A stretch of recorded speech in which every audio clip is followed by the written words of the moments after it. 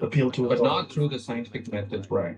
Anybody should be allowed to ask questions as long as they are open to new evidence. Yeah. Yeah. And that's the most important Is quality of a scientist. Well, the well, scientific scientific method alone, alone. I mean, it's it's one of the most important important things things that that we we can can use use to to try try to to figure figure out out what's what's real and real and what's not what's not real. real. And as And soon as as soon as someone someone says don't use it, yeah, so don't don't question. question. Well, Well, wait a wait a minute. minute. And And then then there was there was this this an an actual actual government government push the push the silence silence questioning, questioning, and and legitimate legitimate researchers were researchers were kicked off kicked of off of Twitter Twitter because they because they didn't didn't back the back the narrative. narrative. Yeah. This Like, is this all is all anti-science. anti-science. This is Yeah. not. This is not. You're You're questioning questioning science. Well, science. Well, science science demands demands questioning. questioning. Yeah. That's what it That's what it is. is. When you don't understand something, the best thing you can do is ask all possible questions. Right. Right. And so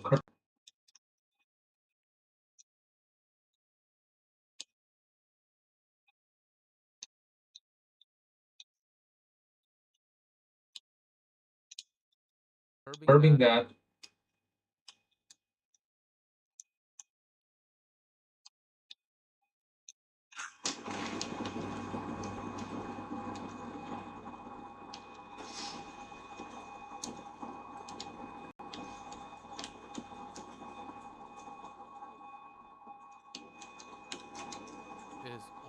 the way of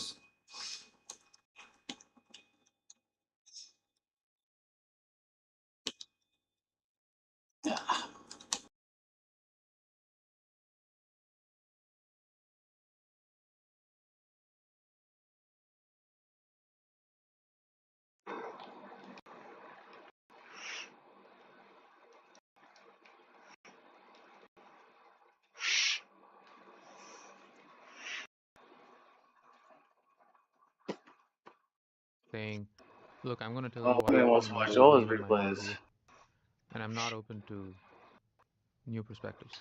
I wonder if Let me anybody see if he likes to watch has my used replays. AI to try to map out possible scenarios for where technology leads human civilization and what could be done to mitigate the problems and push it in the proper direction. Like, have a bunch of different models Yeah. of how this could play out. Yeah.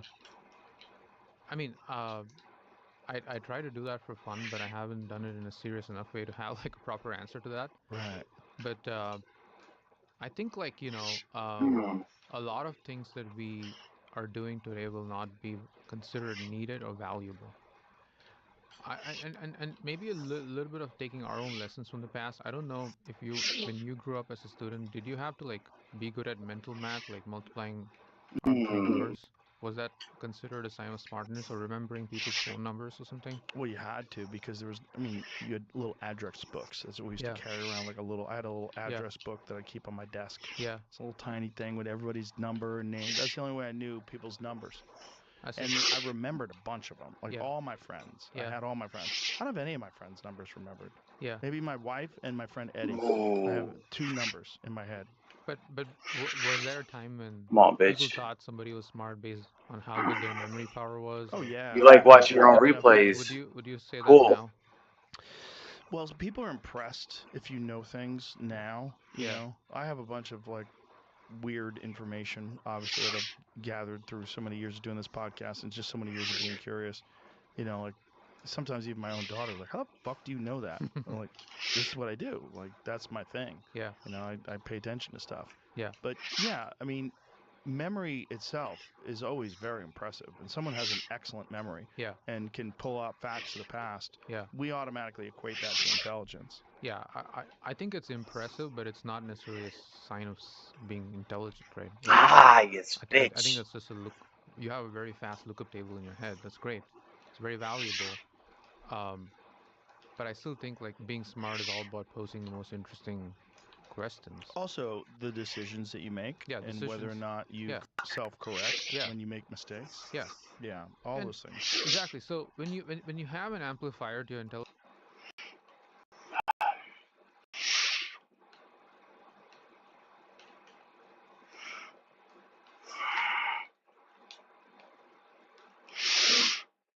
Oh, bitch. Oh my god. No way. Fuck. I can't believe I just missed that. That's so gay. Fuck me. God damn it.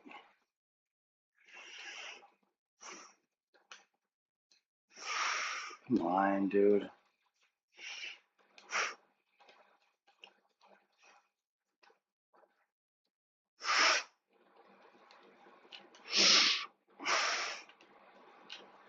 About fucking time. Here, watch my replay, faggot.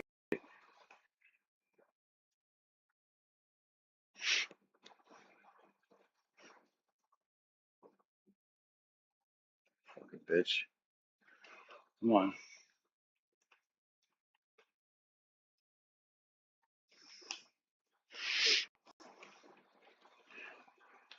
Yo, Ja. You hear me?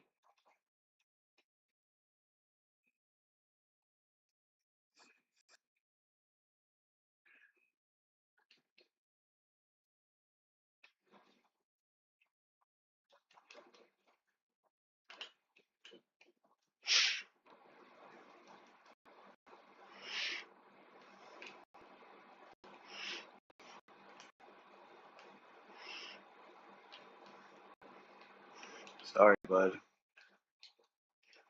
Fuck me. Huh.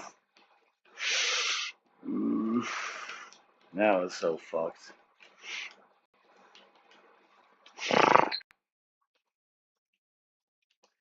Oh my like an AI, gosh. all the time, where lookups is essentially something you can Fuck delegate. me, man. Reasoning for decision making is something I you can fucked delegate. up. But posing the right questions to gather the right data, and then forming your own judgment based on what it reasons and comes up with, and finally Nice having one, the buddy. courage to make the decision, that's still you.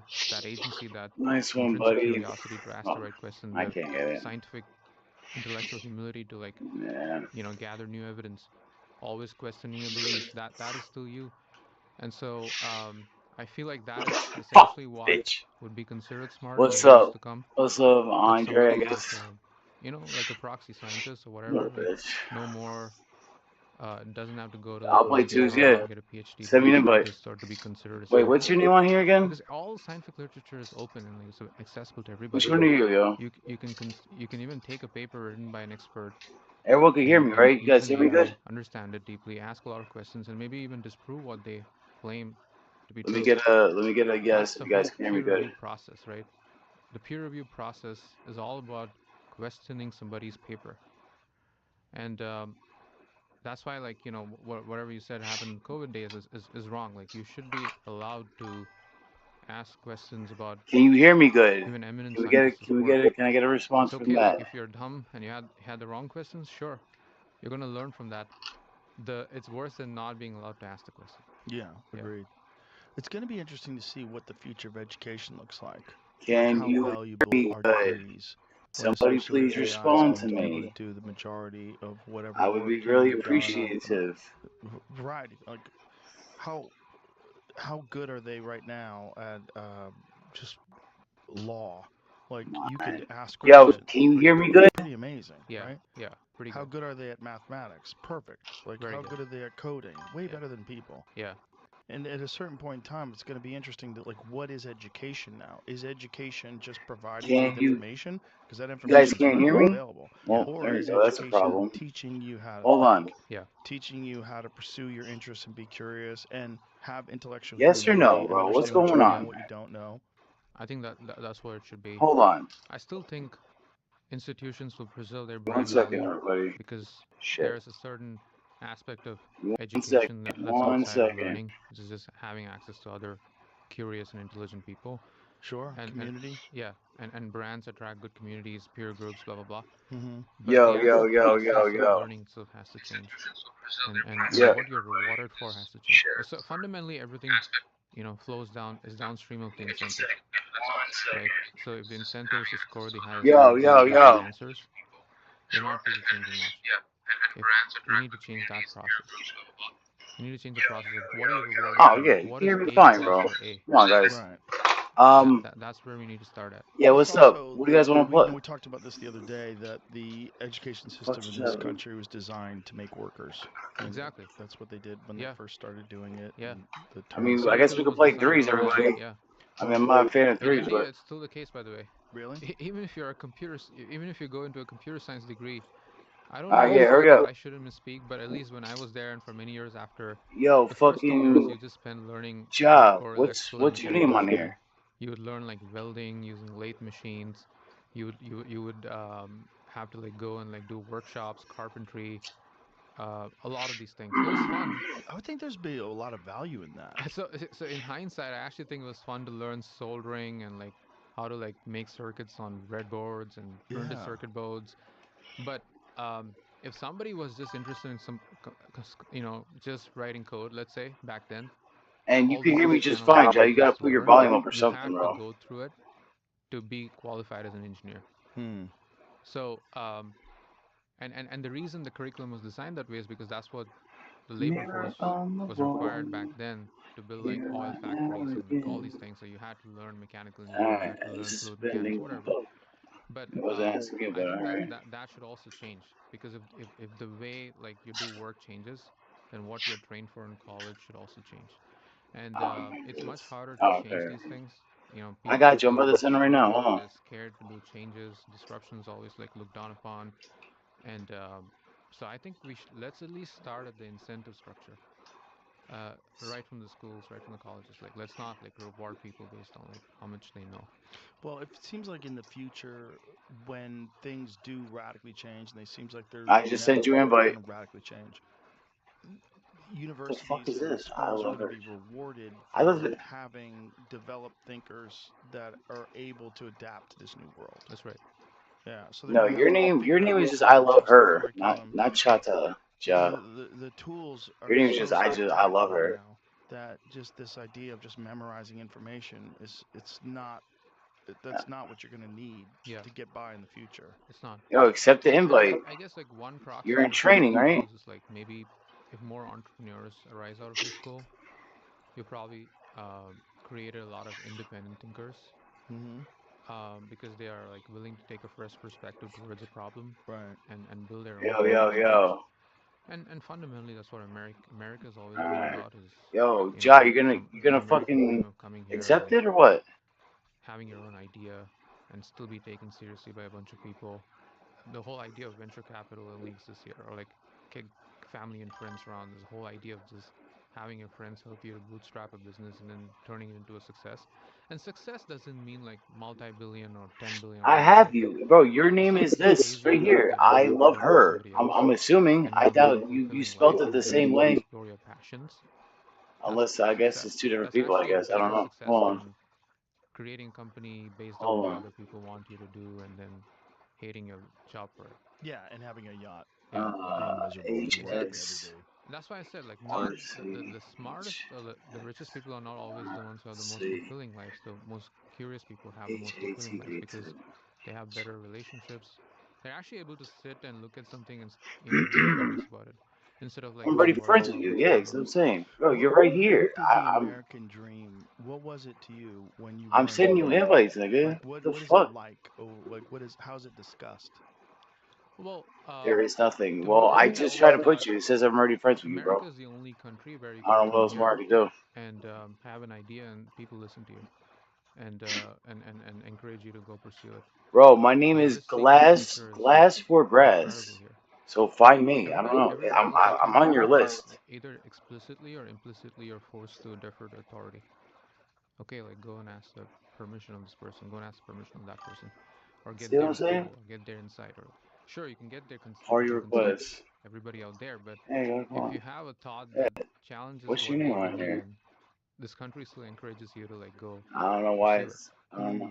And so yes, like when I came here, obviously Google was the #1 company that everybody wanted to work in. But it's also the same country where it allows you as a new person to start a new idea that challenges one.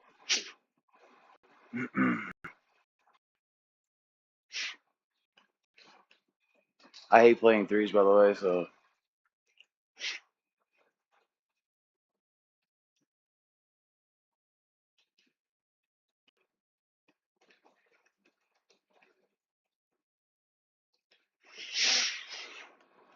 All right.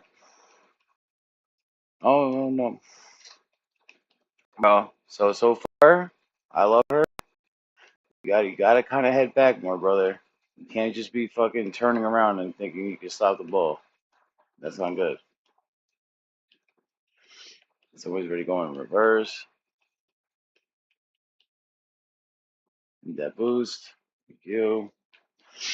I'm done. Aw, you blew me up, you son of a bitch.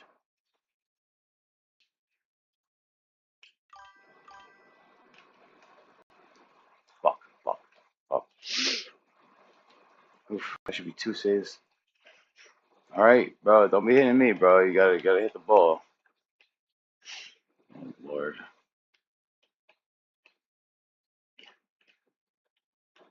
No boost still? I got it right now. Fuck. Get that shit the fuck out of there, please.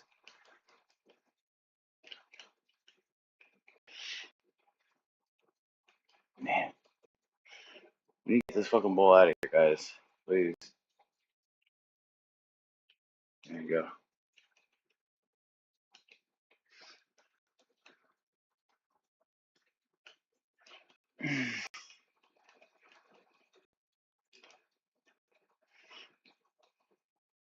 Nice. Oh. Oh, fuck. That was terrible.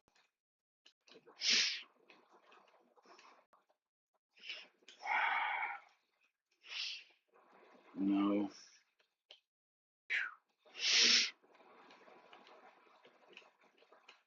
Shit.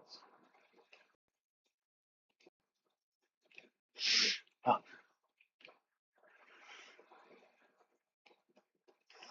Fuck.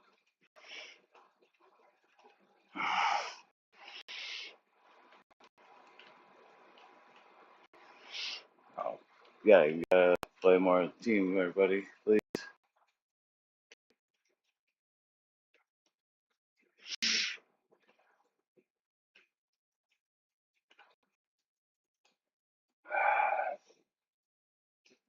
Fucking bitch.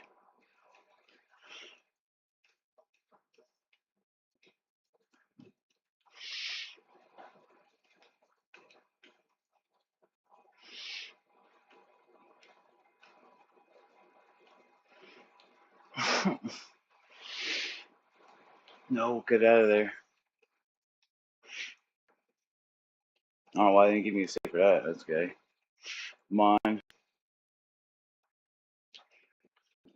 I was gonna go in.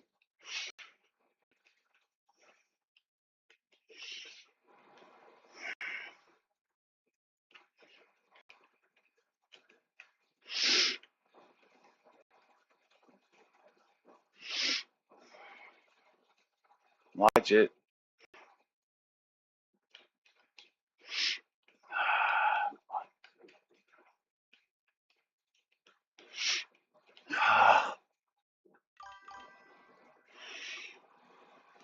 Can I play with you? I'm play. Bro, we got a full. Why is the title of the live stream like that? What is the title of the live stream like? Chaotic? We just backed out. Alright, fuck you then. Good. This guy just fucking straight up just quit. Alright. Go ahead. Finish that, please. Come on, bro.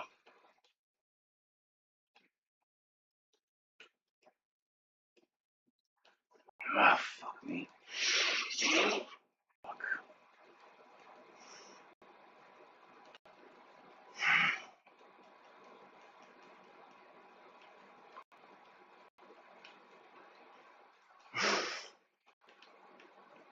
Fuck.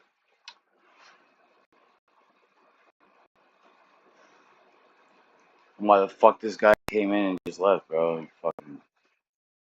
What? Why what? Yo, your mic sounds crazy, bro. Sounds like you're going through a windstorm, bro. I don't fucking know. Come on, there you go. I have no idea. Yo, your teammate quit. I know. I know. That was crazy, bro. Yo, you're fucking. Your mic sound crazy, bro, right now. Turn that shit off. Yeah, I know. Well, that's what AC's for, dog. Well, hold on. I said that's what AC's for, dog. Well, I got an AC unit for you, bro. What's up? Fuck. He said, nah. Yeah. Oh shit. All right. Go win what game? We ain't winning. Yo, chaotic.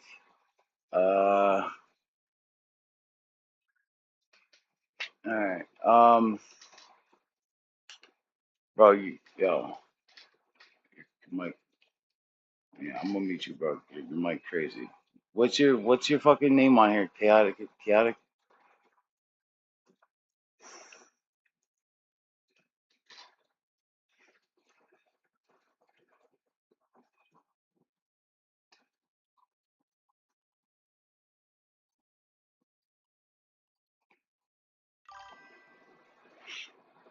Oh, never mind.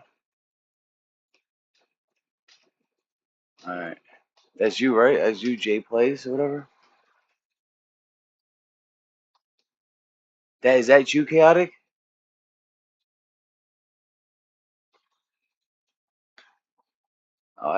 Yo, that's your boy, bro. Hold on.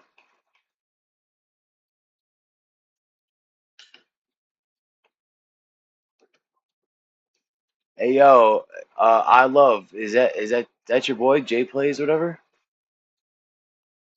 Is that your boy, J Plays or whatever? Who's J Plays? Is that your boy? Is that your people?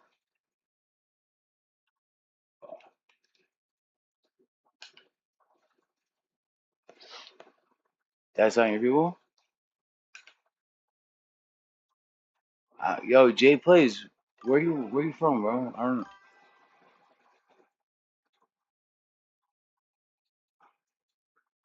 Oh, all right. Your mic's crazy. Oh, yeah. I'm sorry, chaotic. Yo, I guess we got a full party, man. My bad. I thought this was you. I don't know who the hell this is. They just jumped in. I hope it's not the guy that we're just playing with, cause like that's the only person that would be else in here. This motherfucker just jumped out before. Now you want to come back and shit. Yo, yeah. What up, Jay?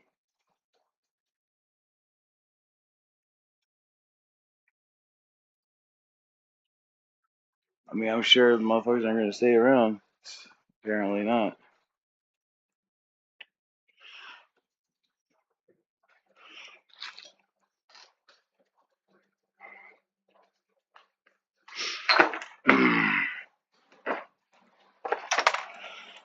Fuck.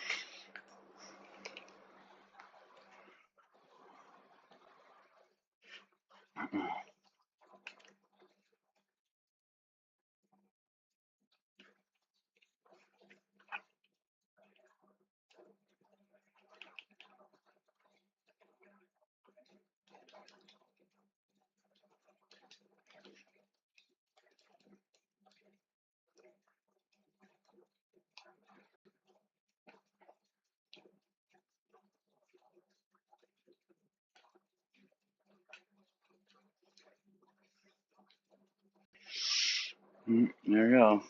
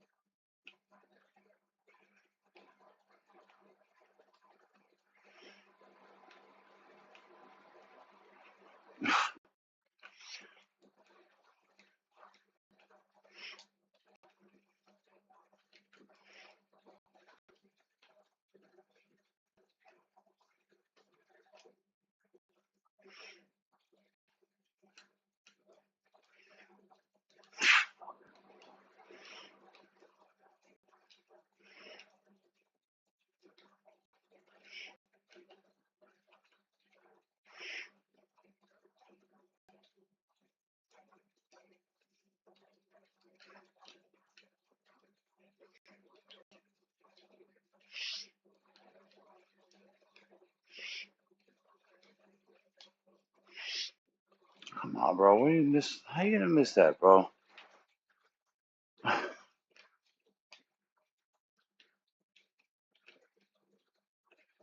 Oh, here we go. Nice pass, bro. Nice pass.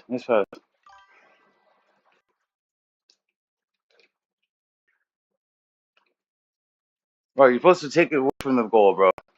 You gotta take the ball away from the goal. Don't put it toward it. Go away from the goal. You have to help him.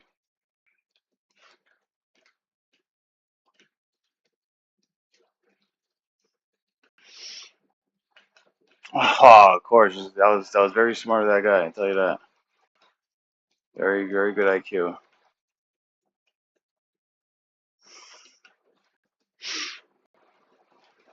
Yo, I'm sorry, chaotic. Hold on a second, bro. Come on, get that. All right, thank God. You could play, bro. I'm not. I hate, bro. I hate threes, bro. Fours, bro, is too much. 1v1. Why gang? Who here in P2 and why play 1v1? I honestly just want to play twos. To be honest, to be quite honest. Unless I have good teammates on threes, then I'm down with that. But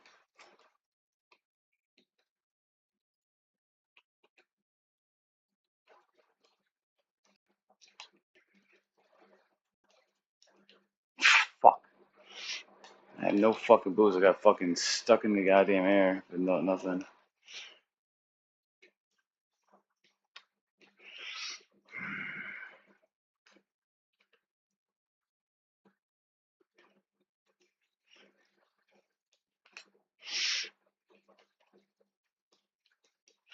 Get in there, please. Fuck, come on, teammate, bro. You guys be close, bro. All right, cool. Gang, who here in P2 in 1v1? Why are you trying to play 1v1 though? I usually play twos, bro. I'm not even ranked in threes. I usually play ones, to be quite honest though.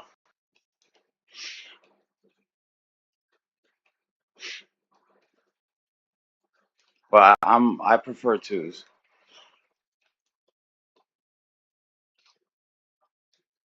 Fuck.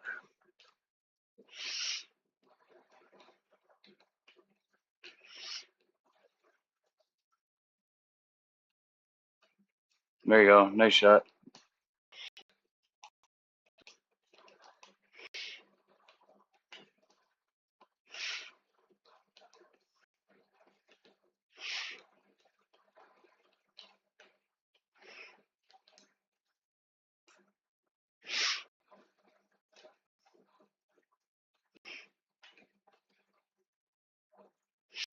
Fuck. Come on, bro. Oh my gosh.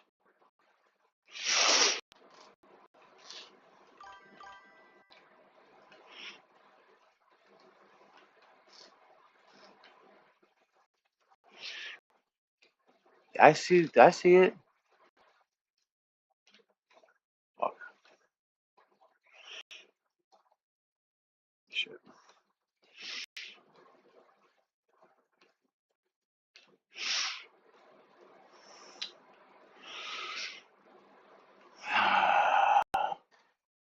Yo, bro, I hate anything other than twos. Ones and heat seeker.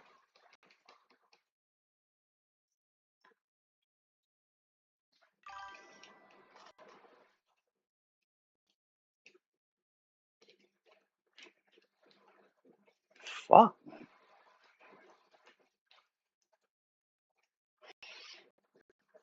How does this song about? Report Knicks. What the fuck?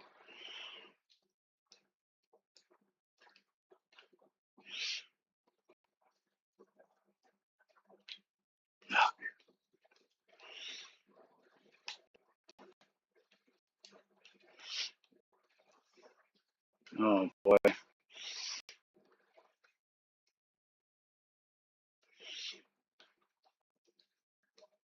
Fuck, man.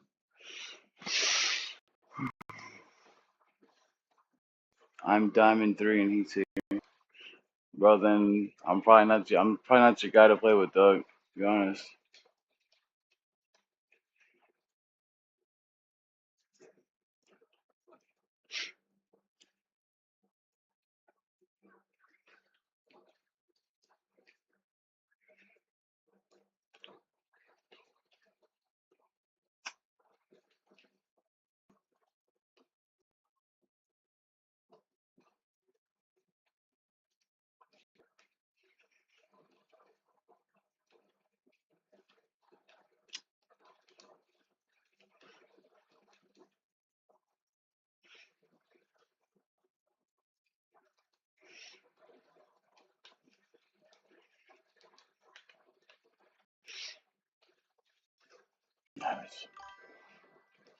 Damn, golden.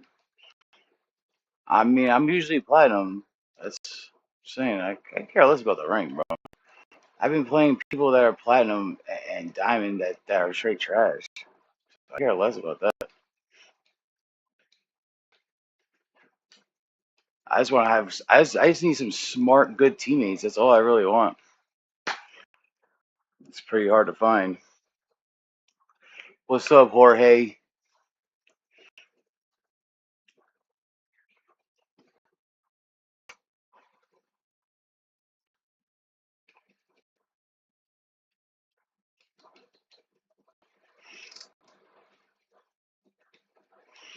Damn, bro. See shit like that, bro.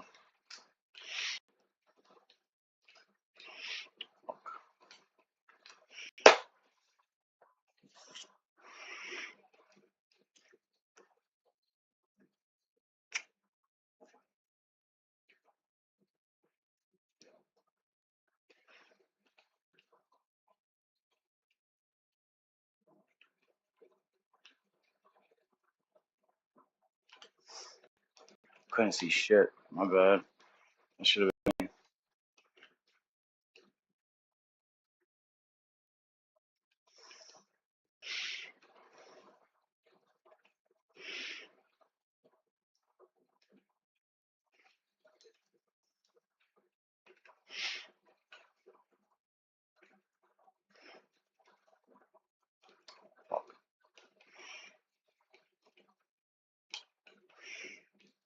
Nice shot.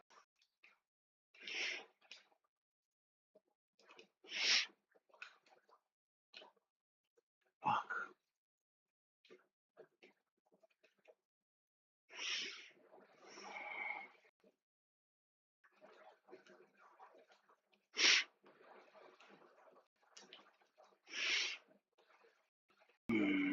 Three's just too hectic, bro.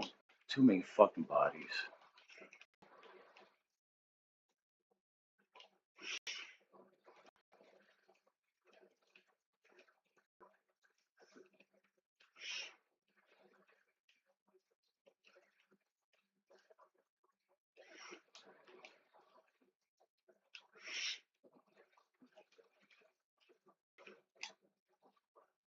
One.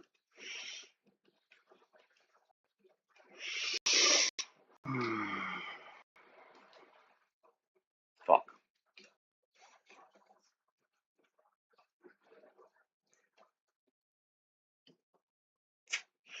Thank you, George.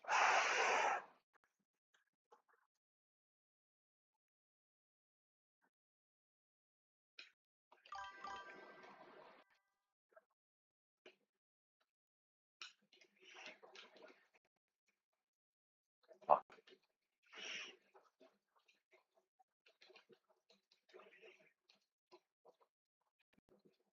Nice, nice. Good shit, guys.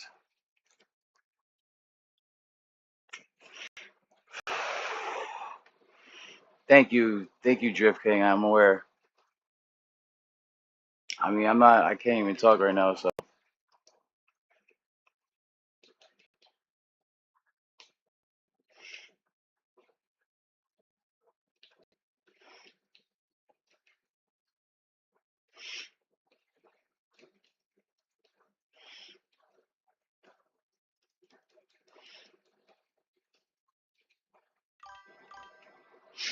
Ah, you son of a bitch.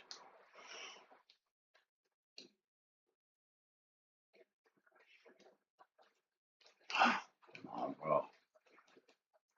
Stupid shit like that.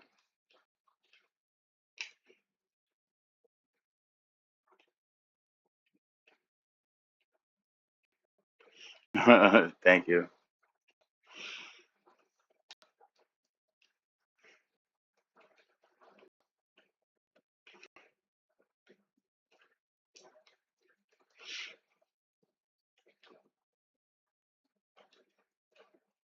Fuck.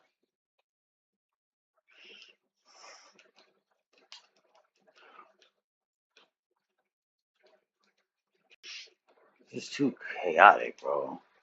Like they should put this. They should put the 4v4, the four fucking 4v4 board as 3.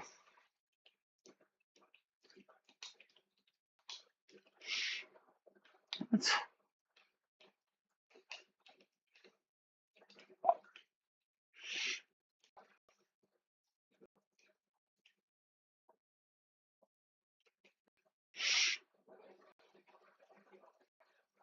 like, whoa, you don't have to hit that, bro. If you're like, why are you hitting that?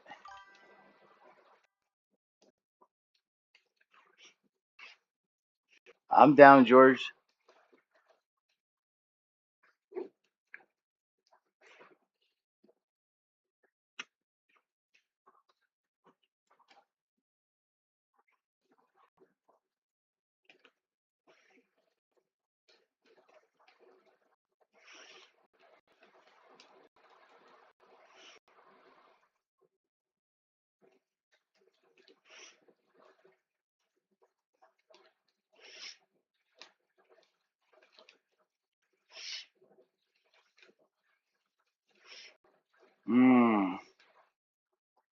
Fuck.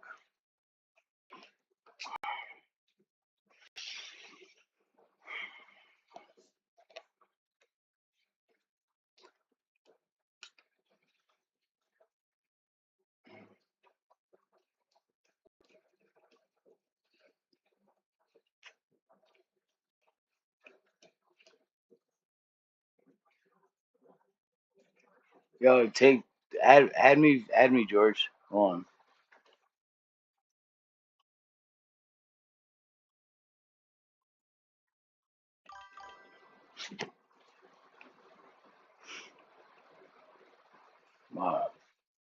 Alright, whoa. What the fuck?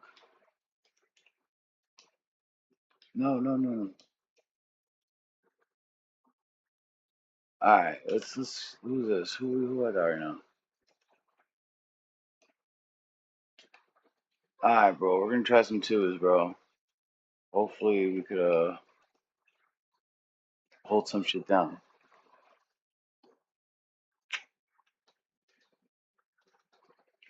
Well, I just don't want to kick people out drift.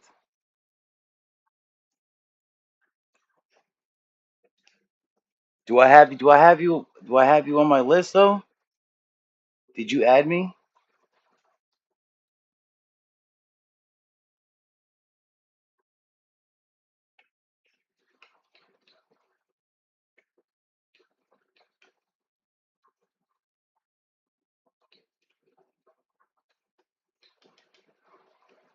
Oh fuck.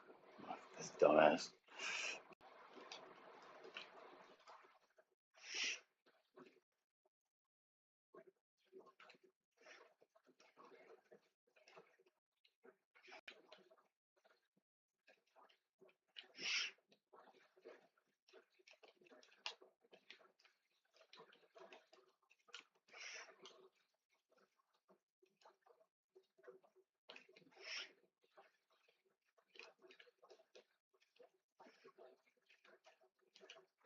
Oh shit.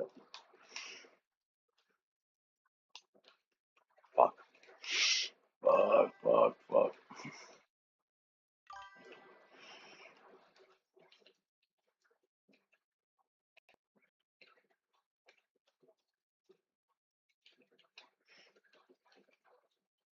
Shit.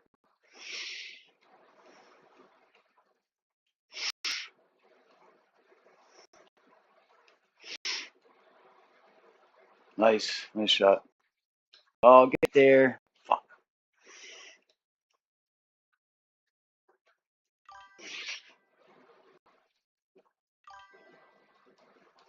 There we go. I can't believe it. What are you doing? Editing?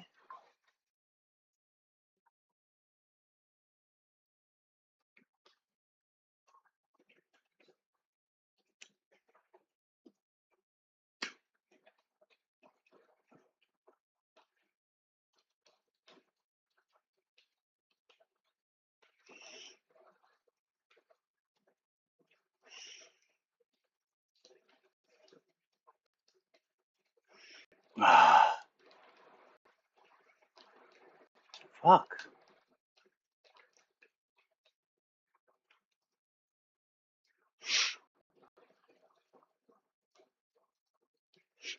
Oh, you bitch.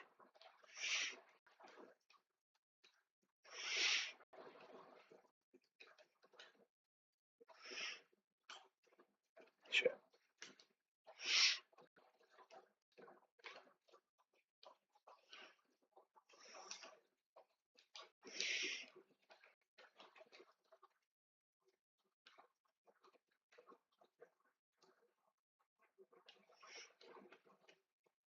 Fuck.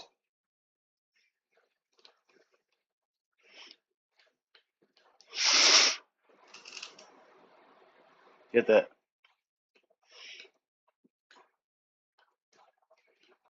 Watch it. This shit.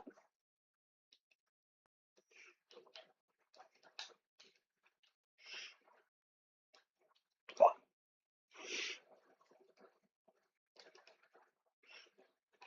Fuck.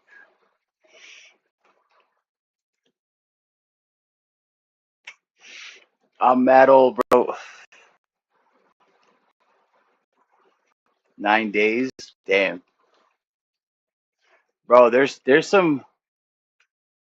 Bro, I got this one app. I got this one app, bro, that fucking you just put it in. You just put it in like the amount of videos and fucking it just does it for you, bro. I'll give it to you in a second. Hold on. Fuck. Fuck.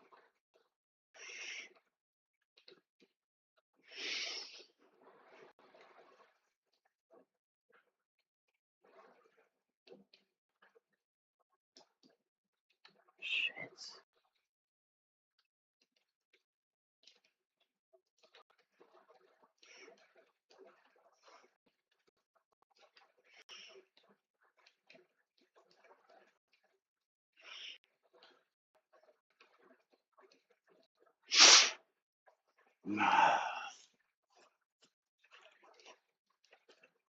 Bro, I'm 39, George.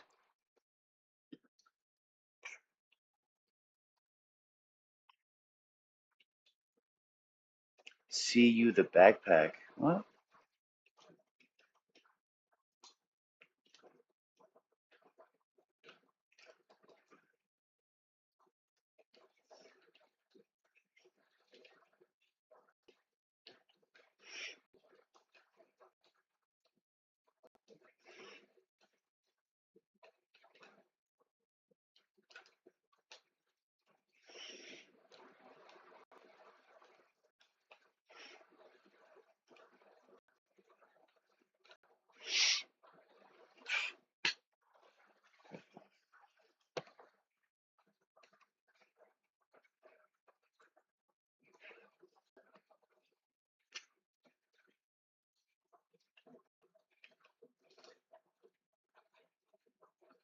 What are you talking about? Finally backpack. What are you talking about?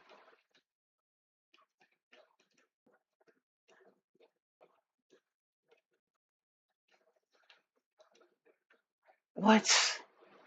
Fuck.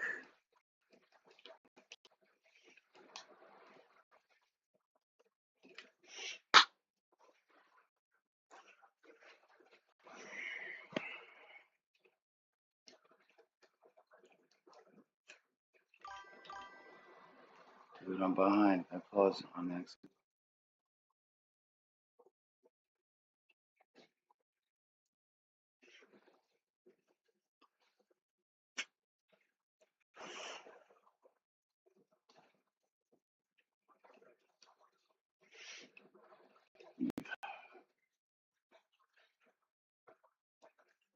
Yo, who's trying to play twos?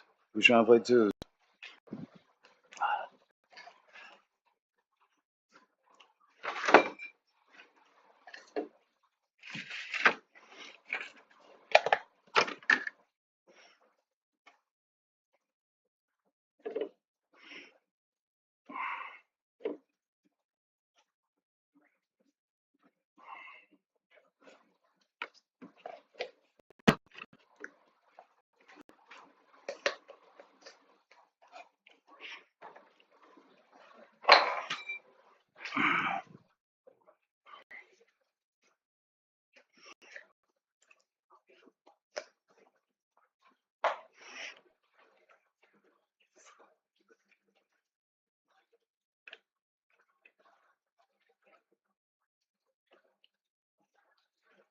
Anybody trying to play twos?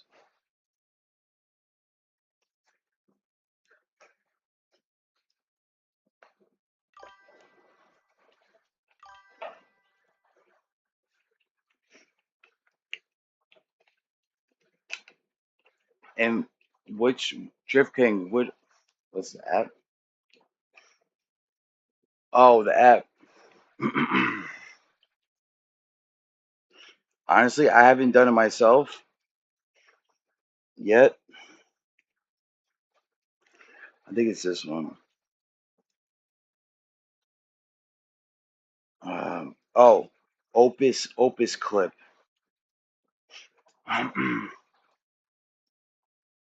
Try this one, bro.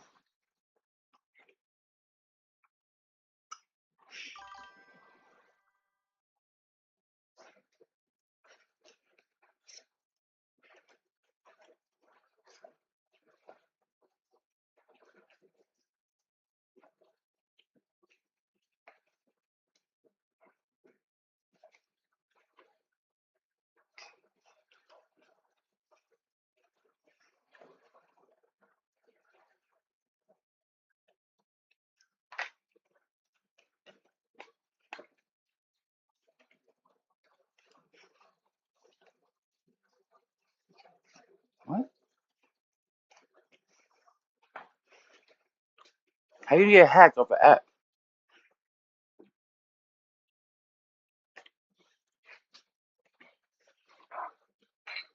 I'm saying the best one's probably CapCut. Do you have the paid version of CapCut? So I think you could basically do the same shit on the paid version of CapCut.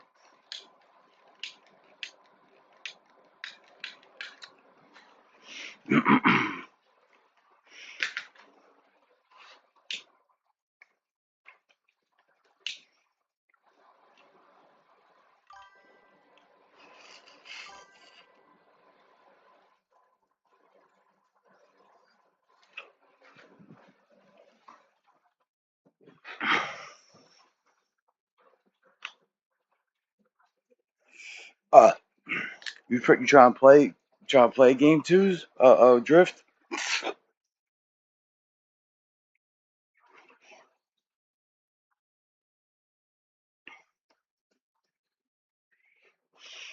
Yeah, you got to pay for them, bro.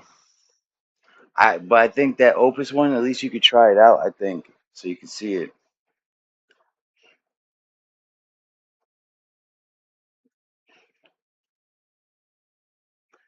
You're gonna have to pay for it eventually, bro. I mean, you could do, and I know the CapCut version of like PC is like I think they give you more options, so you could go that route too.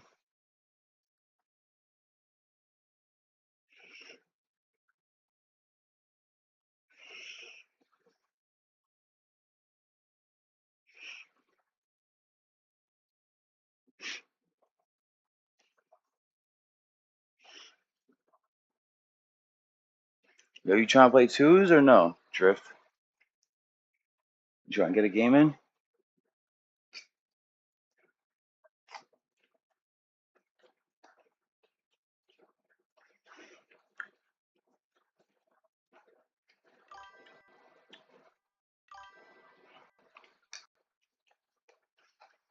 Yeah, I hear you.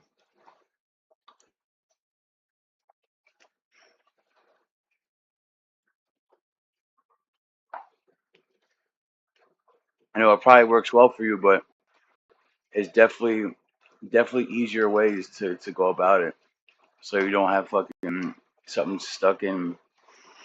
You know what I'm saying? Something just stuck there. It automatically does it for you. Oh, okay, never mind. Not bad. Nah, but what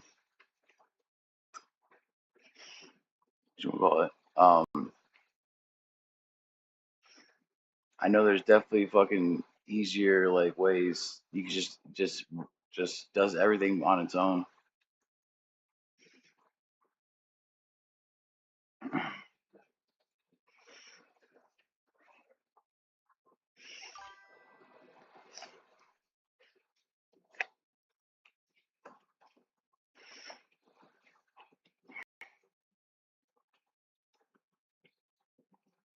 You're on YouTube right now, Drift? You're watching me on YouTube, right? From what I could tell.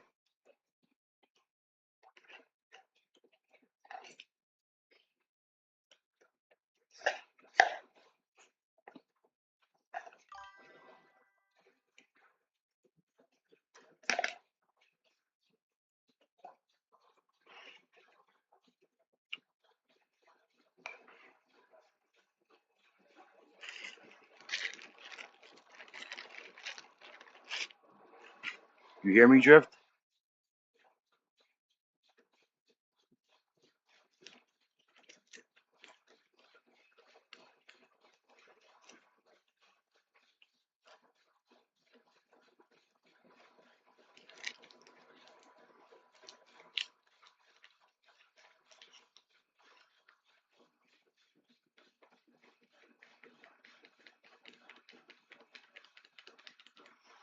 Oh well, I also got Streamlabs, and what they have some shit where it's 219 board is in. I have Streamlabs, and they have some shit. It's like some AI shit.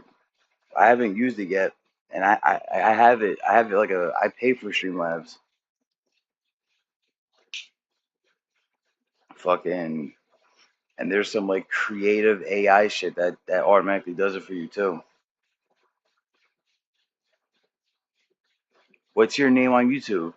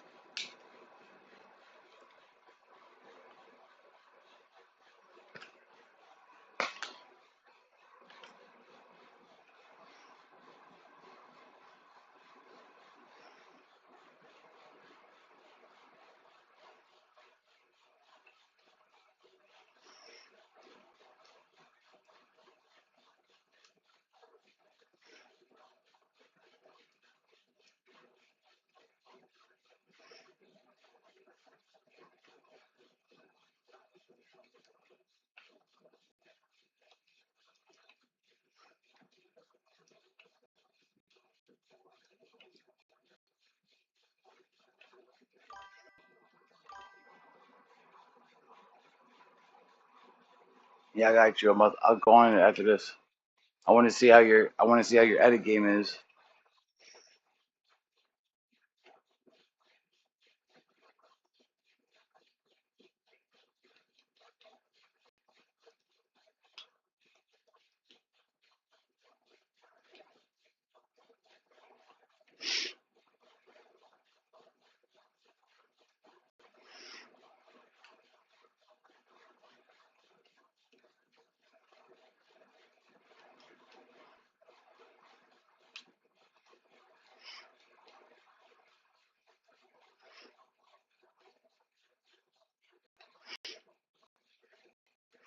That's my one.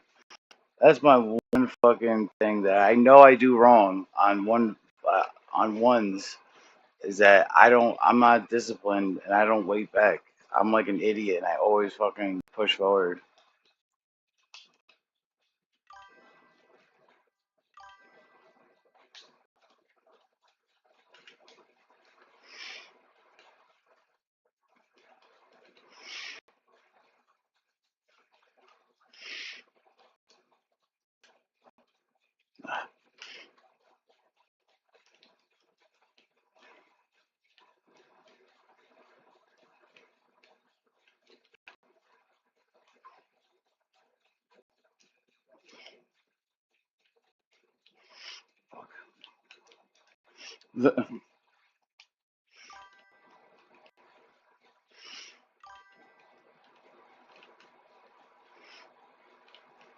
Oh my gosh.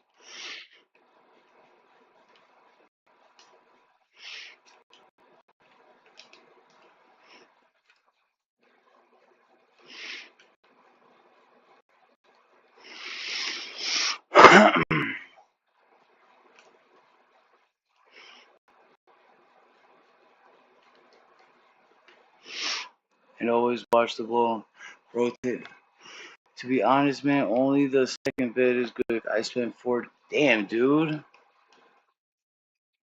Bro, I'm telling you, bro. Like literally, bro. Like what AI? What AI do you use? You use ChatGPT. You use Grok. What AI do you use?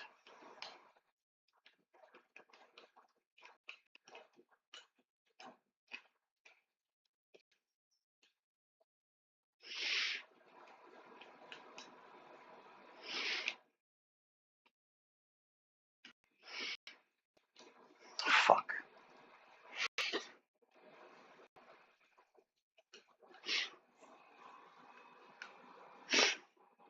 Tips. Play slower. I hear you, bro. I hear you. Like I gotta play more defensive, bro. But like I'm just such an asshole.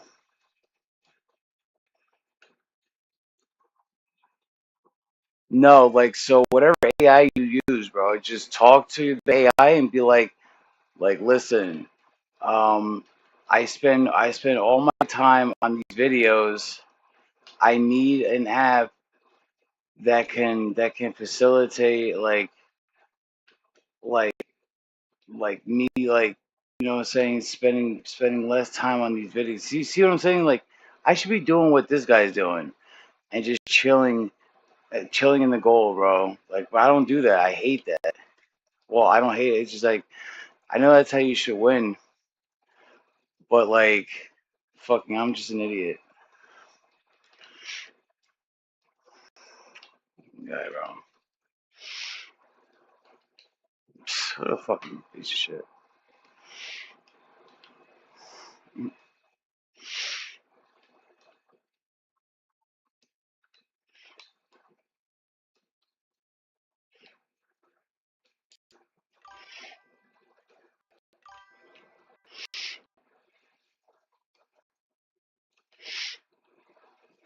Fuck.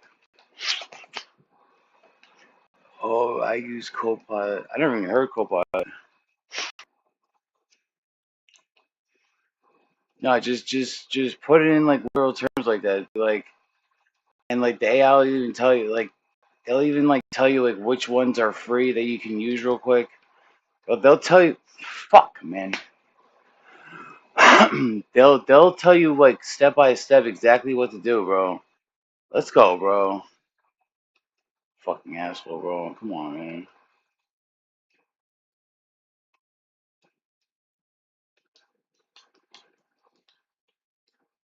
Fuck, how did I miss that, bro? What the fuck, man? Bro, this is pathetic.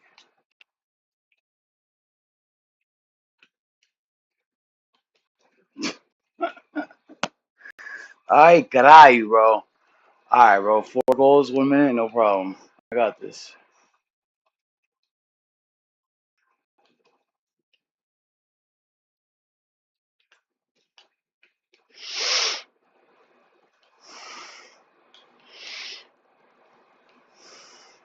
Come on. Come on.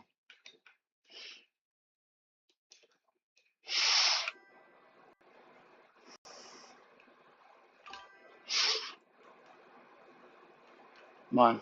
Come on, bitch. Do something.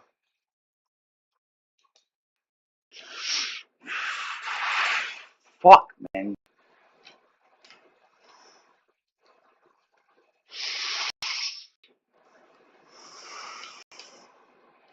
Mm.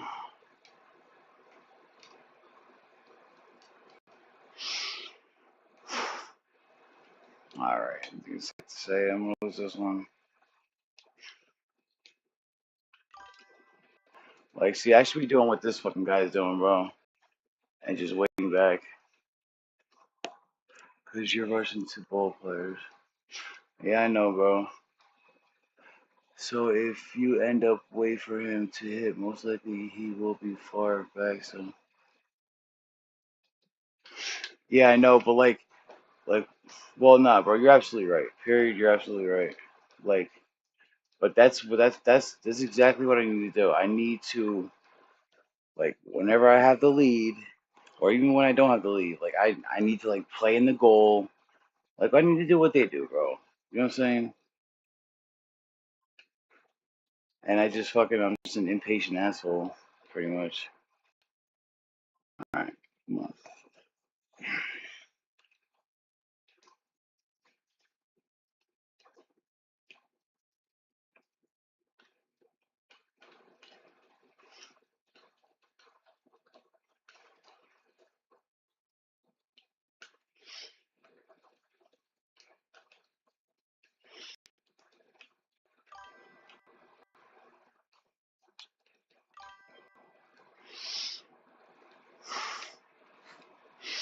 And I fuck up. See, I just want to break shit, bro. I just want to break shit.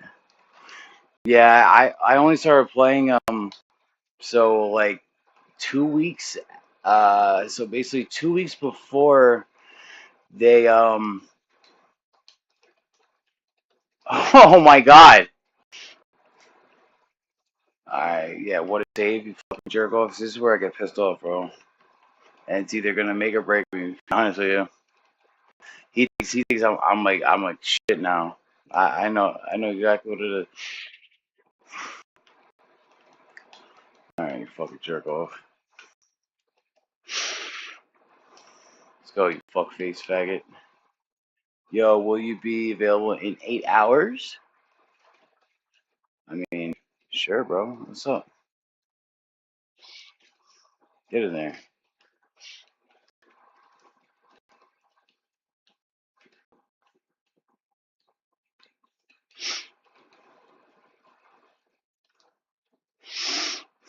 Fuck me.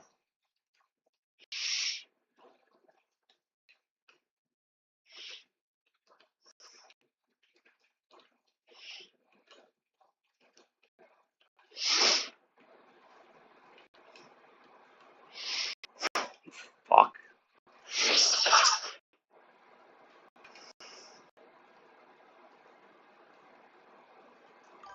That's not gonna go in, really.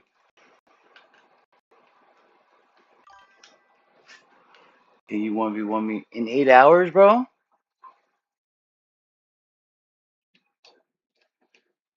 I mean, you wanna play? We can play for the rest of this, bro. Come on. How did I just get that boost, bro? How? How did I get that boost off the rip? And you got this fucking faggot saying, what a save, bro. You're so fucking cool, bro.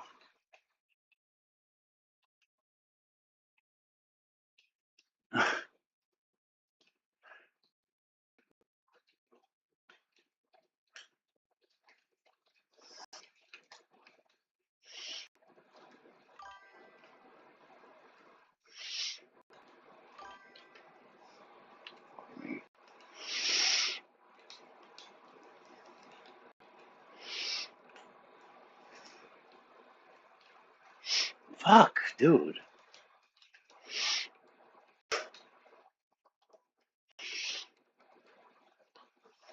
What?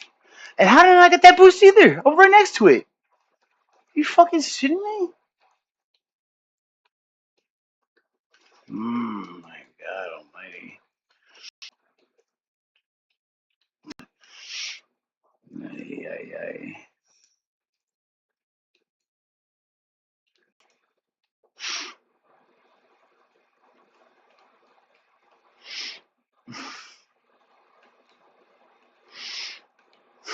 What? I fucking love it, bro.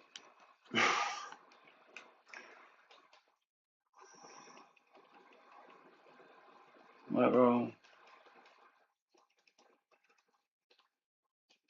You said you're 8? What? Bro, like, I don't understand how I'm not getting these goddamn boosts. Like, that's what I don't understand. Right next to the fucking things. Well, look at this guy all the way over there. Fucking bum ass bitch.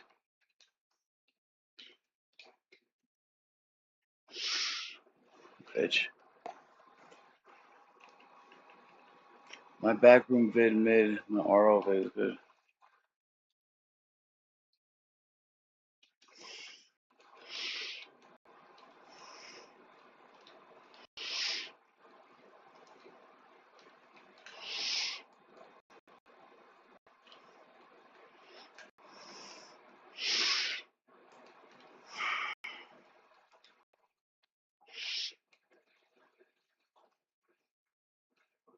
Get in there, bitch.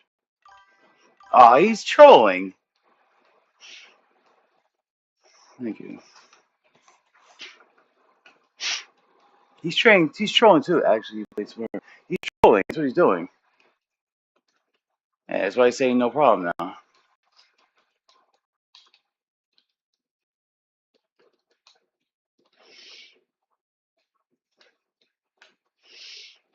Oh my fucking lord.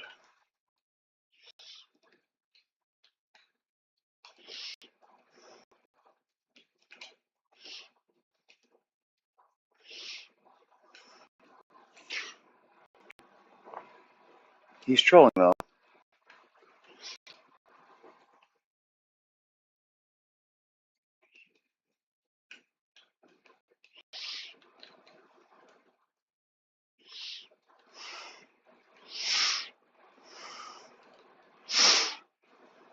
Yeah.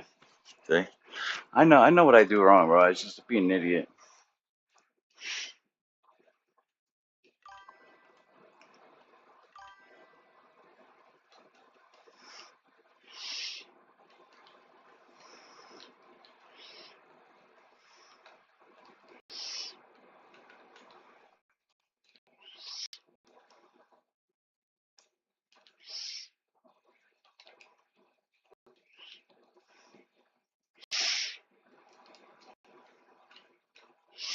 Oh my god, bro, with these fucking things. It's so crazy.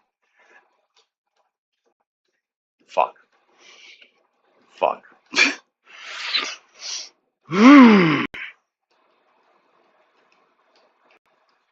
Yeah, you're a fucking faggot loser, bro.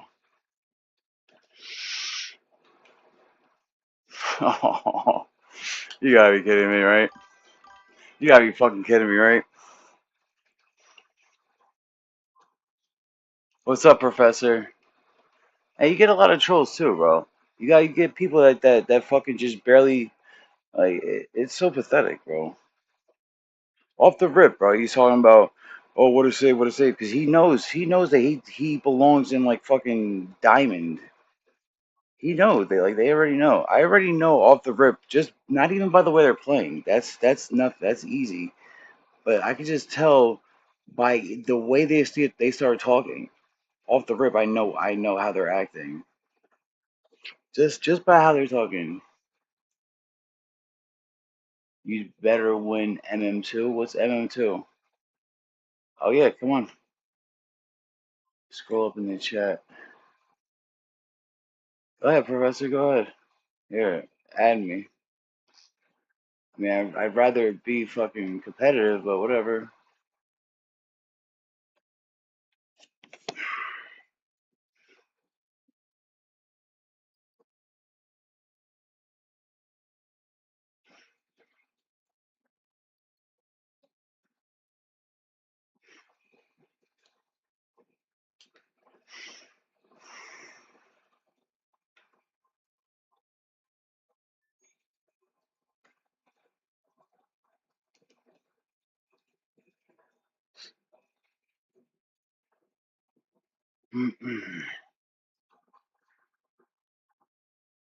You got it, Professor?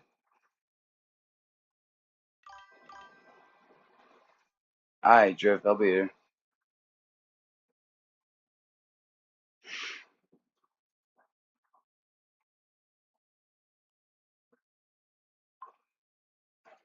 Yo, Professor, what's up?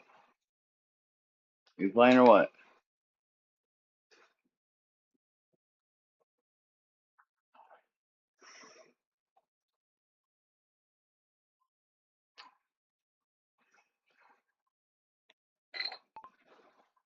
What's up, Professor? Did you add me?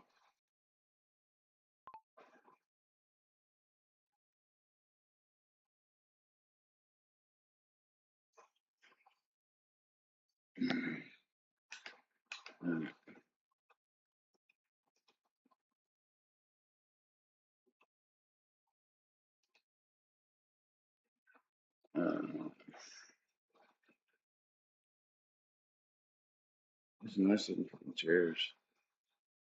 We gotta order 2 of them, shit, bro. I just invited you, bro. There you go.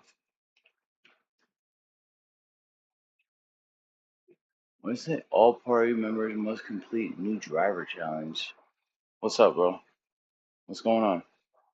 Chilling. What you want to play? Just one? 1v1? Yeah, that's what they all say, bro. This is a big question. Can I be mod?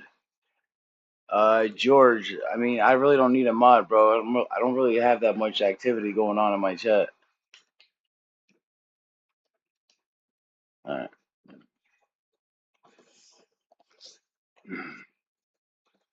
So let me know when you're ready. Good. You ready? All right.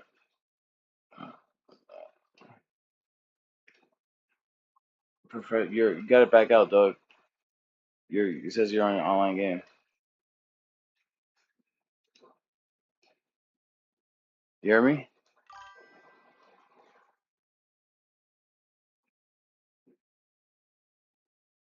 All right. Yeah, George. I really don't have that many people, bro. I mean, I appreciate it, but I mean, what would giving you mod fucking even do? What, you just have the ability to kick people out or some shit? What?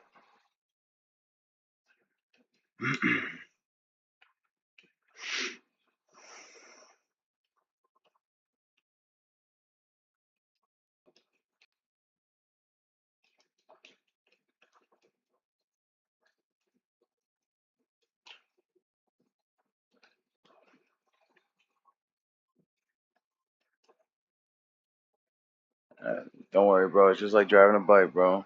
Riding a bike.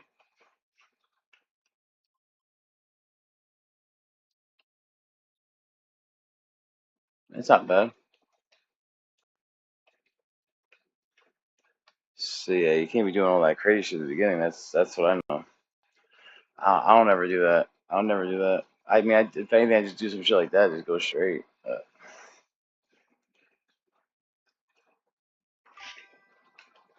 It wouldn't make me able to time out toxic people.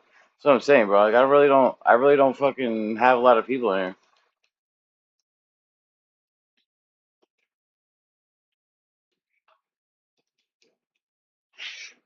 I really don't be having a lot of people on my chats, George.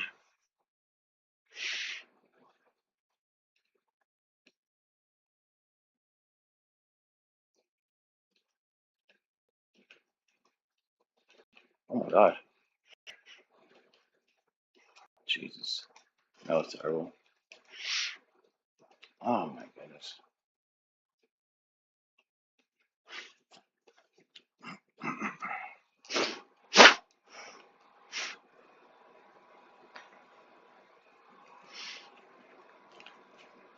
Good.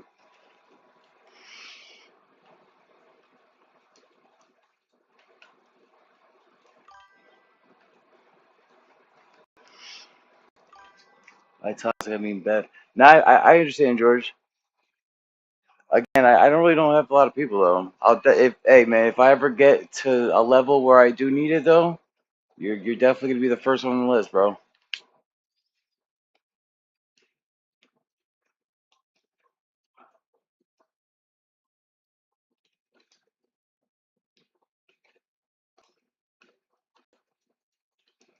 See, I can't do none of that.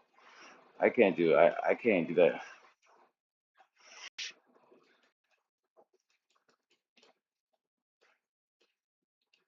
Yeah, what do you mean by cheaters? Like how do they be cheating?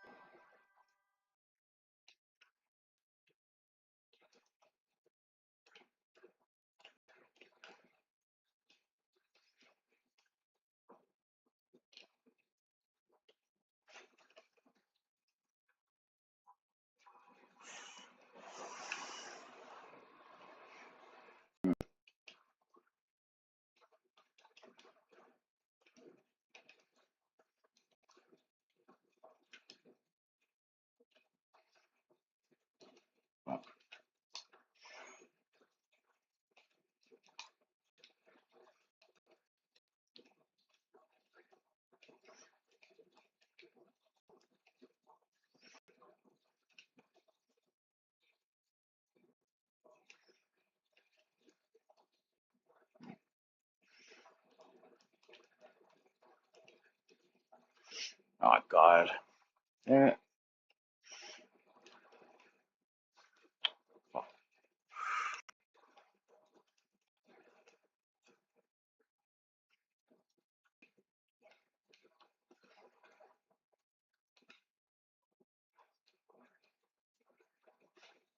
You said you were streaming earlier. What do you stream on? What platform? Oh, just right off Xbox. You got banned from what? YouTube? Or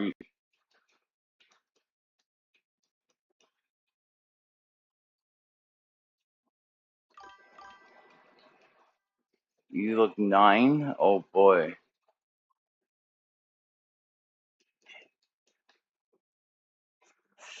What? You have to be 18?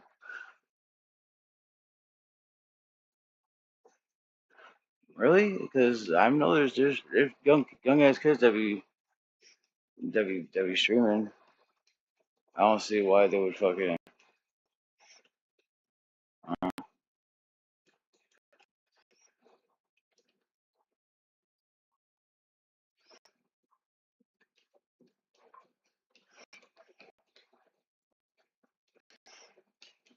oh,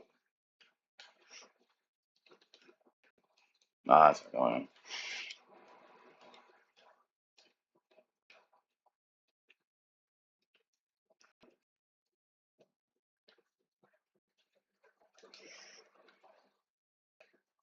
Oh shit.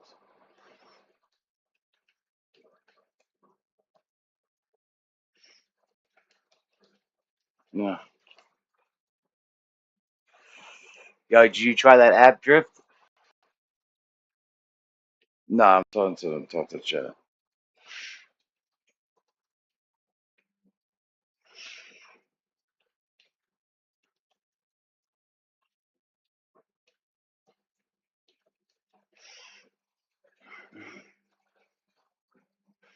Bro, you gotta just fucking just go like until you start feeling comfortable, bro. Just go at it straight up, just to get it done. I mean, if anything, you just flick, just double jump when like toward the end, like instead of trying to do it from the beginning.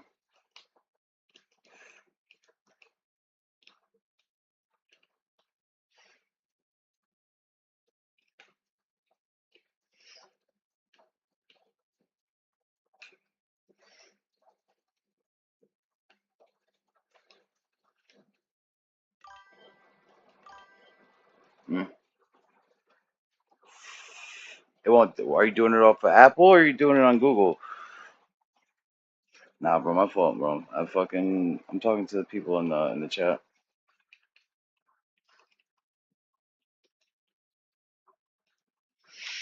Bro, you gotta, bro, Joe, just from the beginning, bro. From now on until you get more comfortable with it, just go straight up with it, just so you get to it. Yeah, just get it done.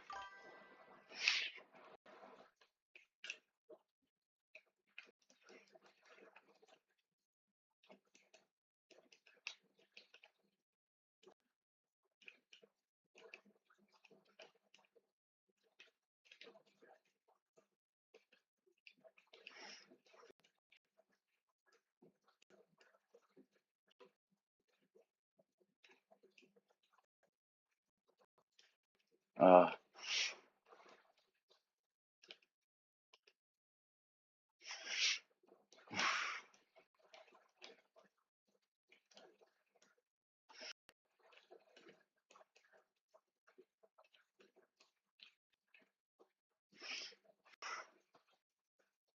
mhm, mhm. Oh yeah, I don't know. Well, you're trying to do the most, bro. Like those kickoffs at the beginning, bro, are fucking you up.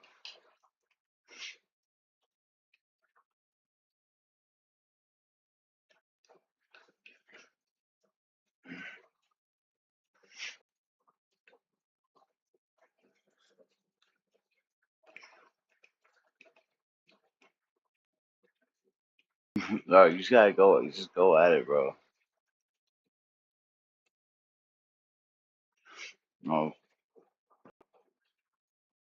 I'll play one more with you, bro, and then I'm gonna play us competitive.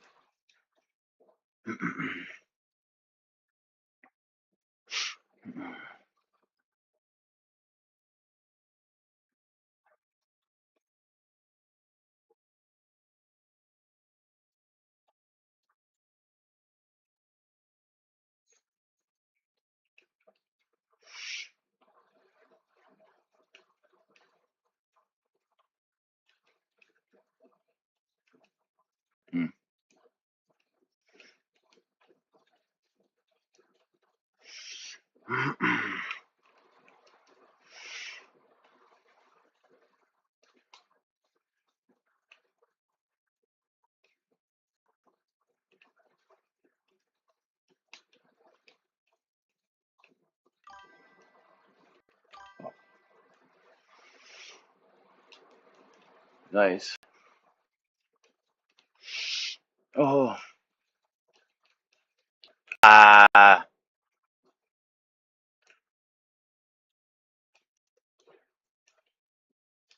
Oh.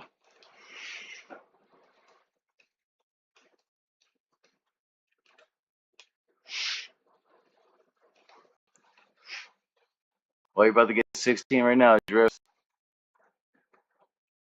Nah, I'm talking. Oh, I can't even click your name on here, Drift.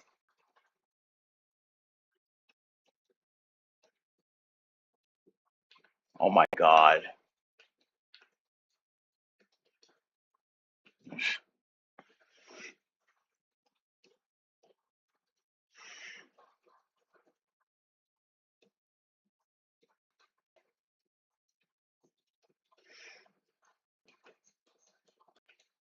And free plays it.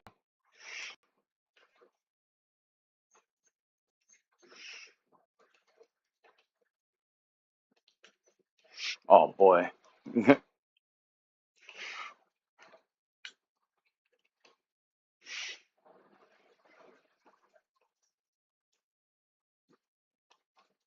Hey, you can't be doing that, bro. Fucking yourself over.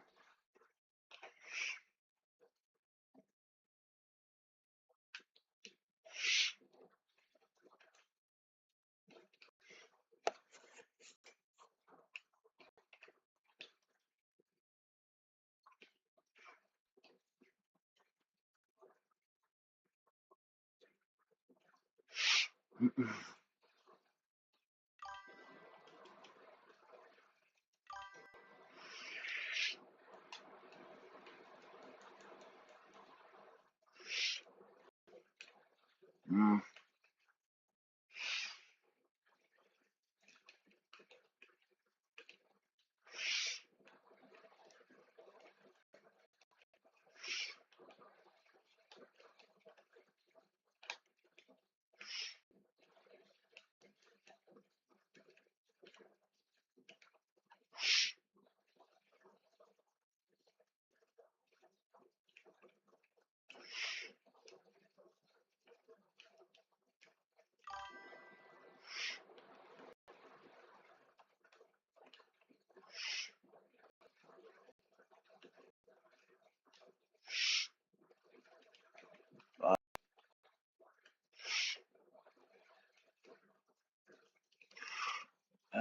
Do you have a computer? Who, me? Drift? Yeah. I got a laptop.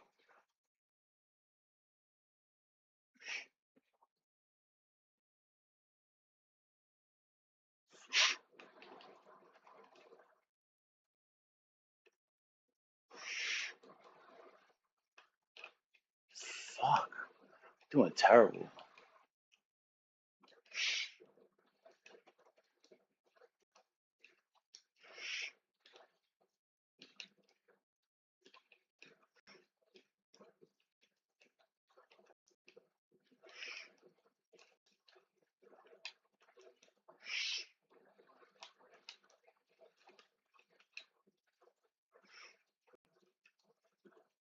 Mm.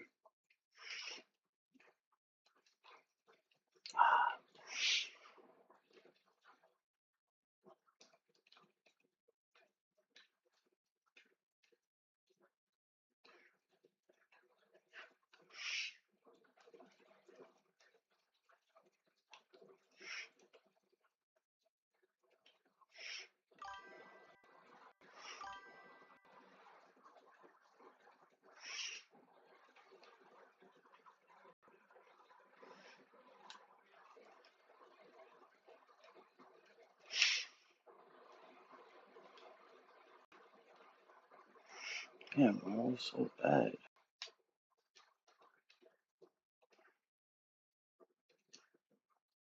Ah.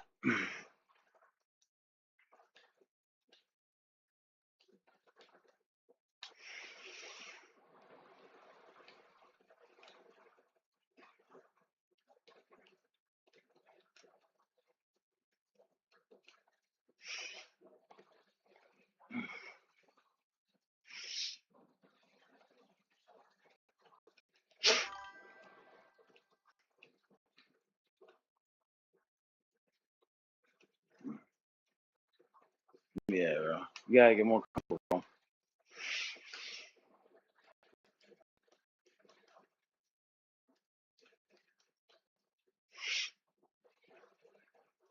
Fuck.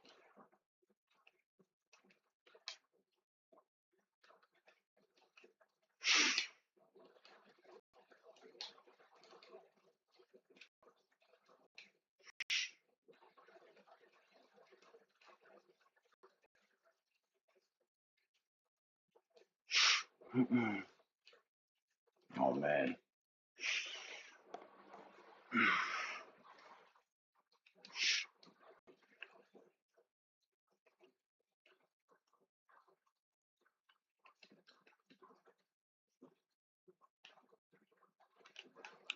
Fuck, man.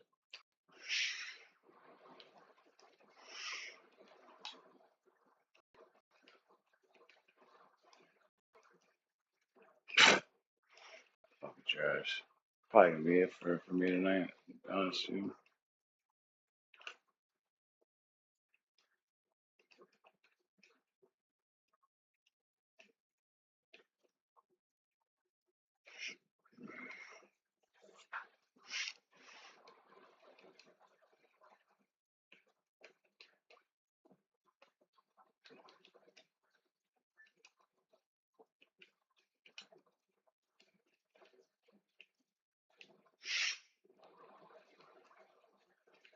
Nah, man. Fucking yeah, add me, bro. Fucking. Alright, you too.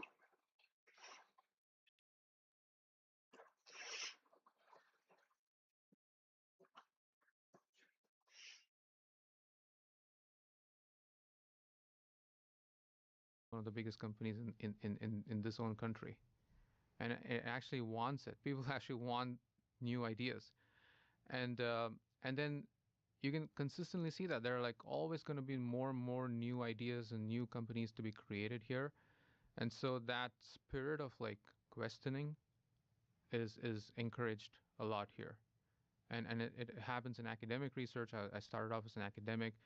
Even there, a lot of ideas when I had it, and I would share it with people. Um, People actually give you very honest feedback about things, but they don't stop you from working on anything, and that's fantastic because that's very fresh. It's very liberating. And that's not anywhere else.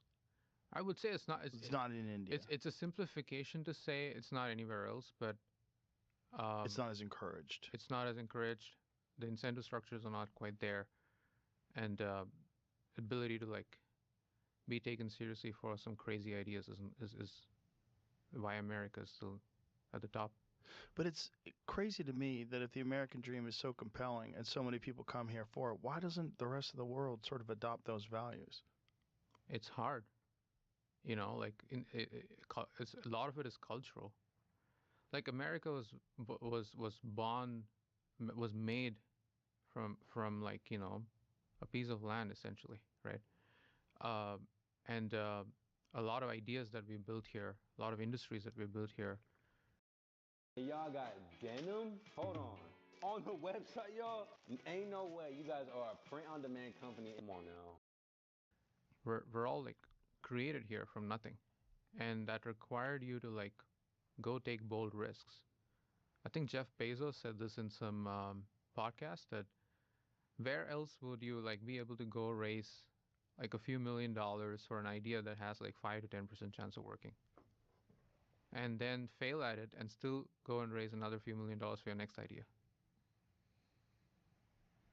Nowhere else. People are willing to like people who get rich here actually want to encourage and be part of somebody else's crazy journey, because it's hard to pursue all crazy bets yourself. Mm-hmm. So it's an ecosystem.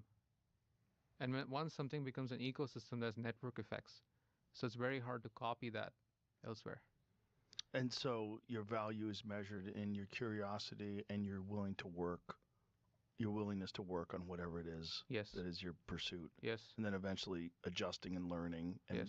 catching fire with one of them. Correct. And you have to work hard. Like I'm a big believer in intense hard work. I think nothing great can be accomplished by being soft. And so all this like recent push for, having a lot of work-life balance, this and that. Sure, if you have work-life balance, if that's what you want, then I think there are certain jobs that would give you that. But when you're trying to do something from scratch, when you're trying to create something from nothing, it's not meant to be easy.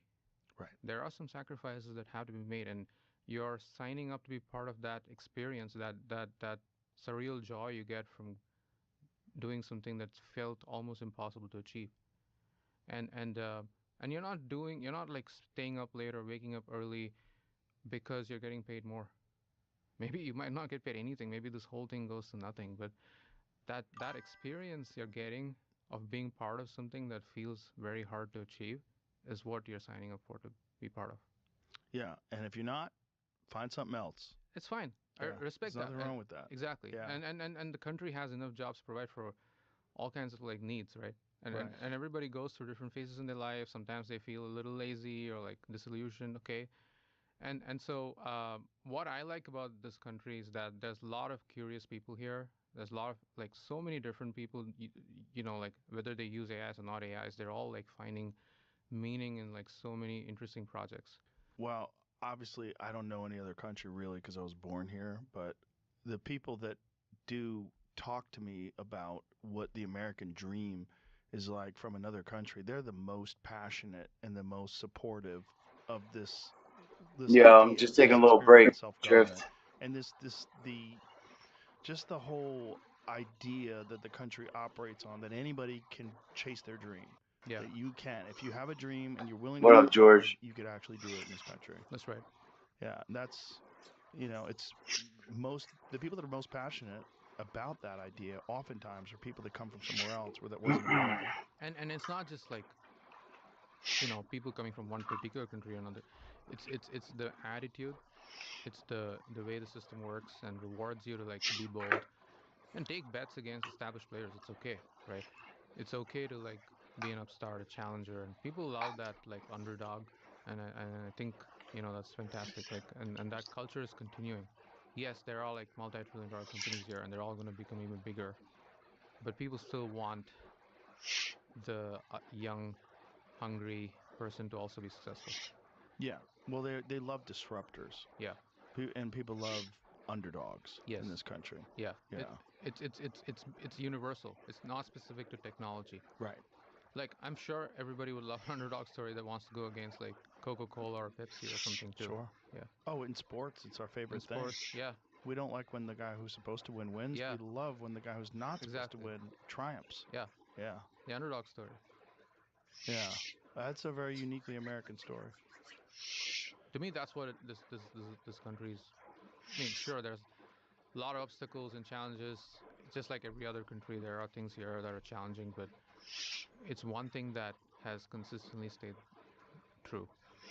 One of the big fears that people in America have about technology in particular is that without being aware that this was going to take place, everybody gave up their data. Everybody gave up their data and didn't recognize it was a commodity that in turn made these corporations immensely wealthy and powerful. And then they have the ability to shape narratives. Yeah. And that concerns people because using their ideological position as leverage to try to push that through technology that has immense control and influence over people, and that we didn't see technology and corporations as having that much control over how society views itself and how we interact with each other. And there's a real concern that these companies got so big and have like there's a guy named Robert Epstein who's done a lot of work on narrate or curated search engine results and how much that can have you seen any of his stuff? I think I've seen this. Yeah. How much that can affect elections, Yeah. how much that can affect people's perceptions on any societal issue that's coming up. Yeah. And it's concerning. It really is.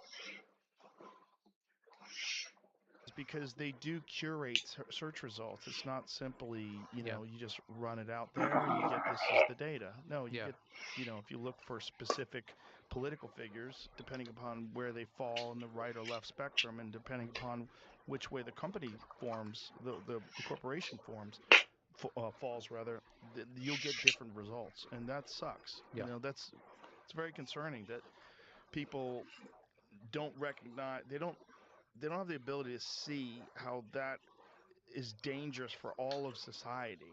Yeah.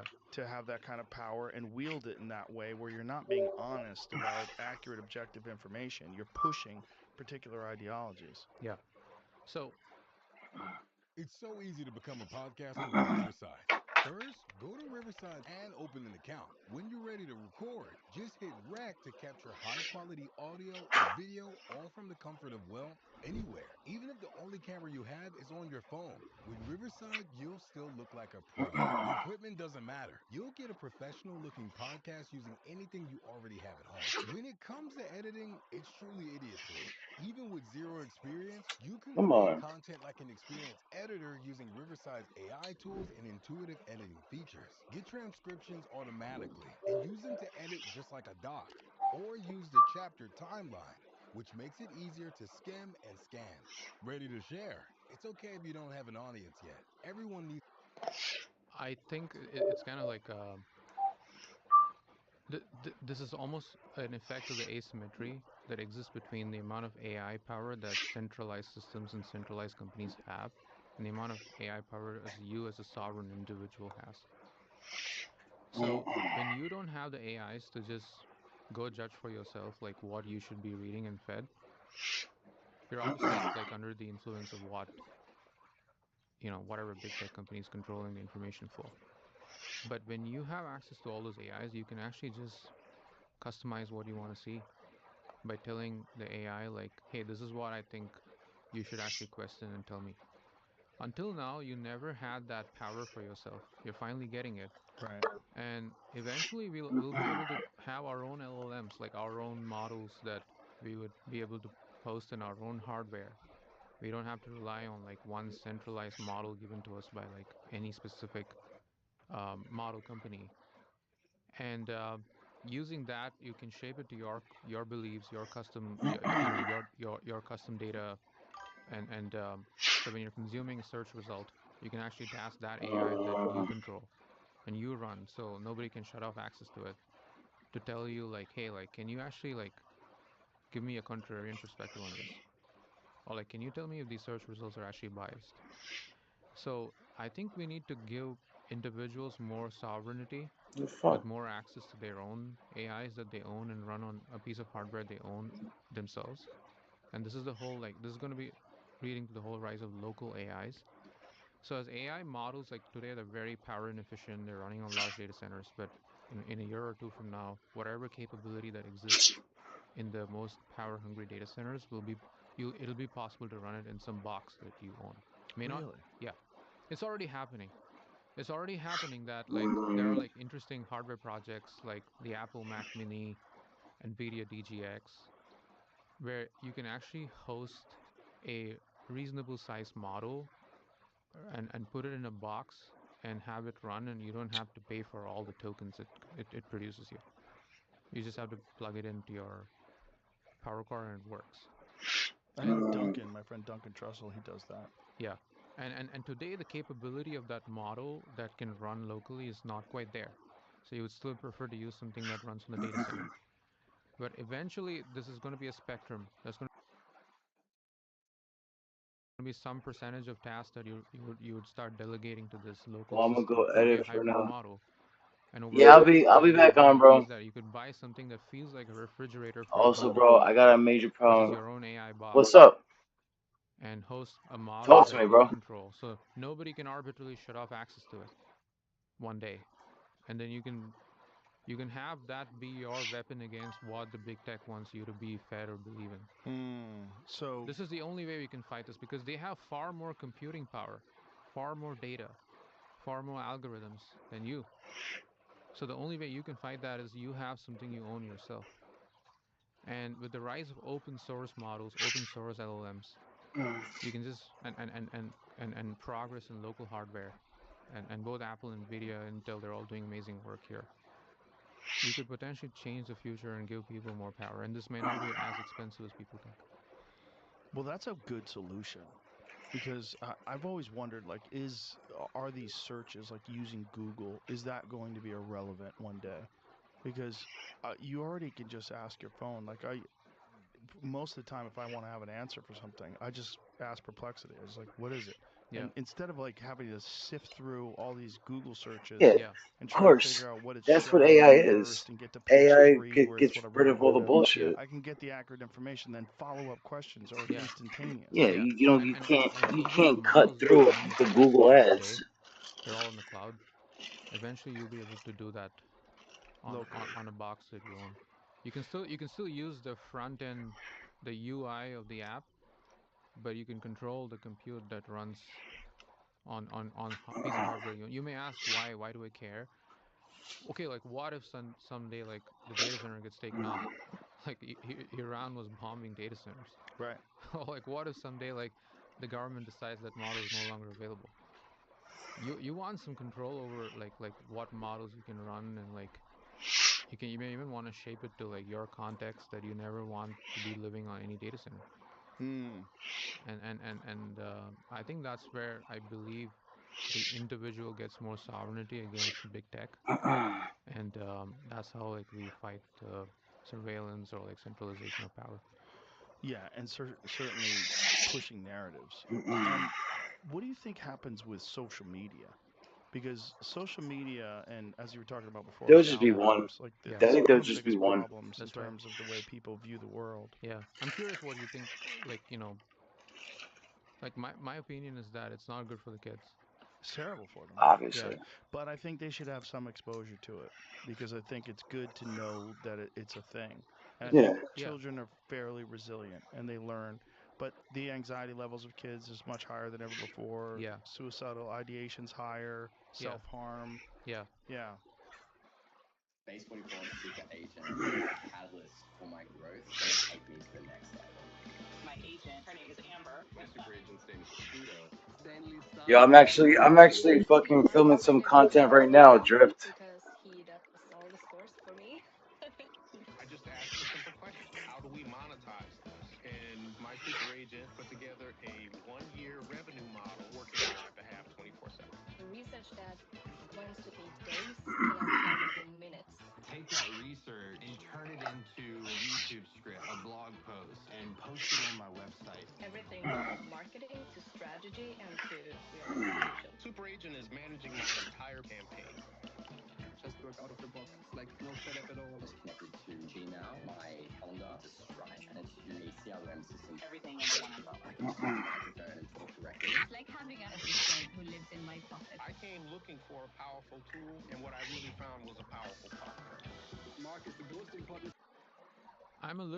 My belief is that when you're just fed a feed, and the algorithm of the social media company decides what you're going to see next, it curbs your curiosity, and I don't think things that curb human curiosity should be encouraged. Yeah, I agree. And so if the app is designed in a way where it asks you what you're interested in and helps you to come up and find things that are very related to what you're interested in, right, that's awesome. But that's not how it works. It's literally like it starts with something, you start doom scrolling, and then start showing you what you just scroll, and then you end up in an echo chamber, and that's not necessarily good. Well, you can get trapped. Yeah. I'm in a trap of schizophrenics lately on Instagram.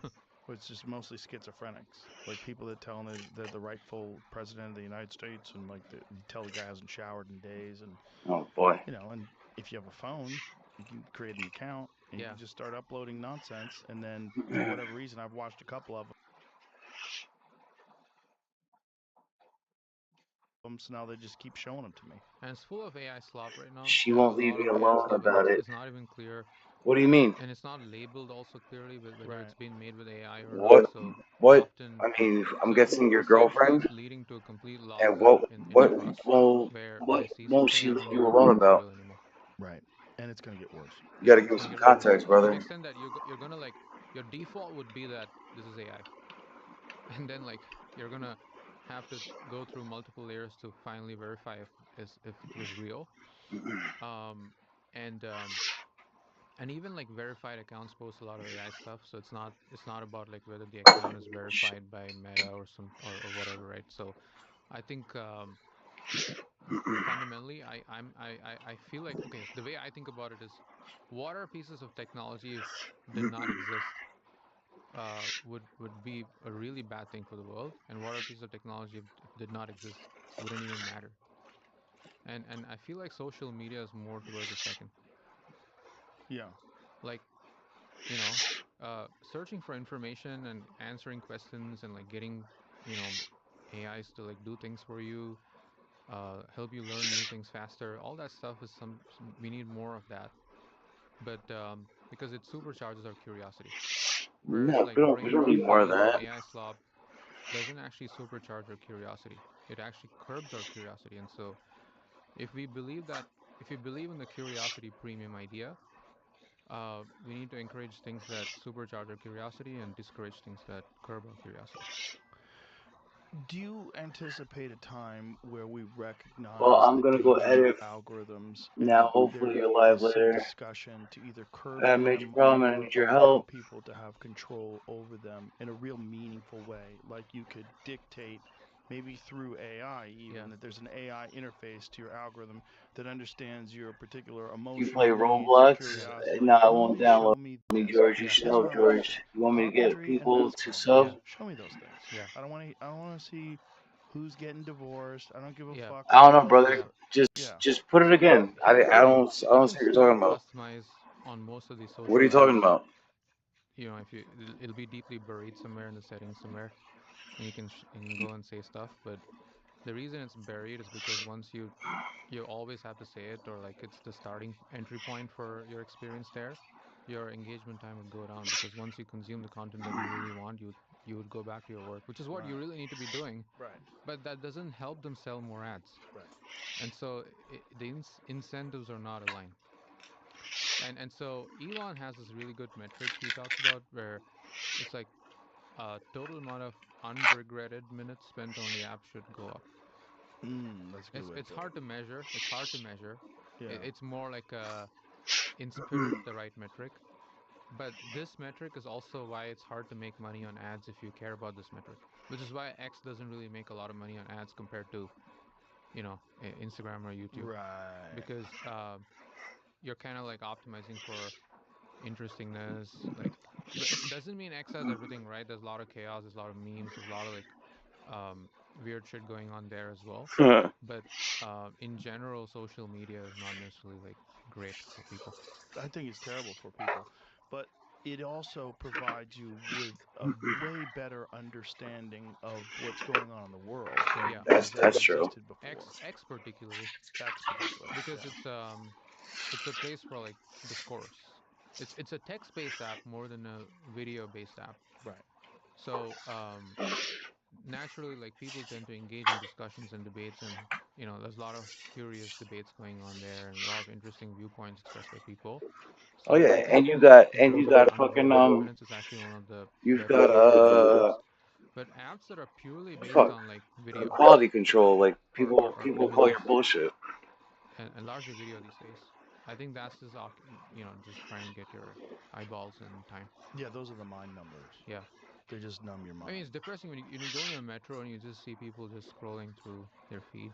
Nobody, everybody doing it. You look the entire car, everyone's doing it. It's just insane. Yeah, it's weird. Yeah. I always say that if there was a drug that existed that made people stare at their hand for 6 hours a day, everybody would be like, get that out of here. Yeah. But that's essentially what we're doing. Because most of what people are looking at most of the time, they don't even remember. Yeah.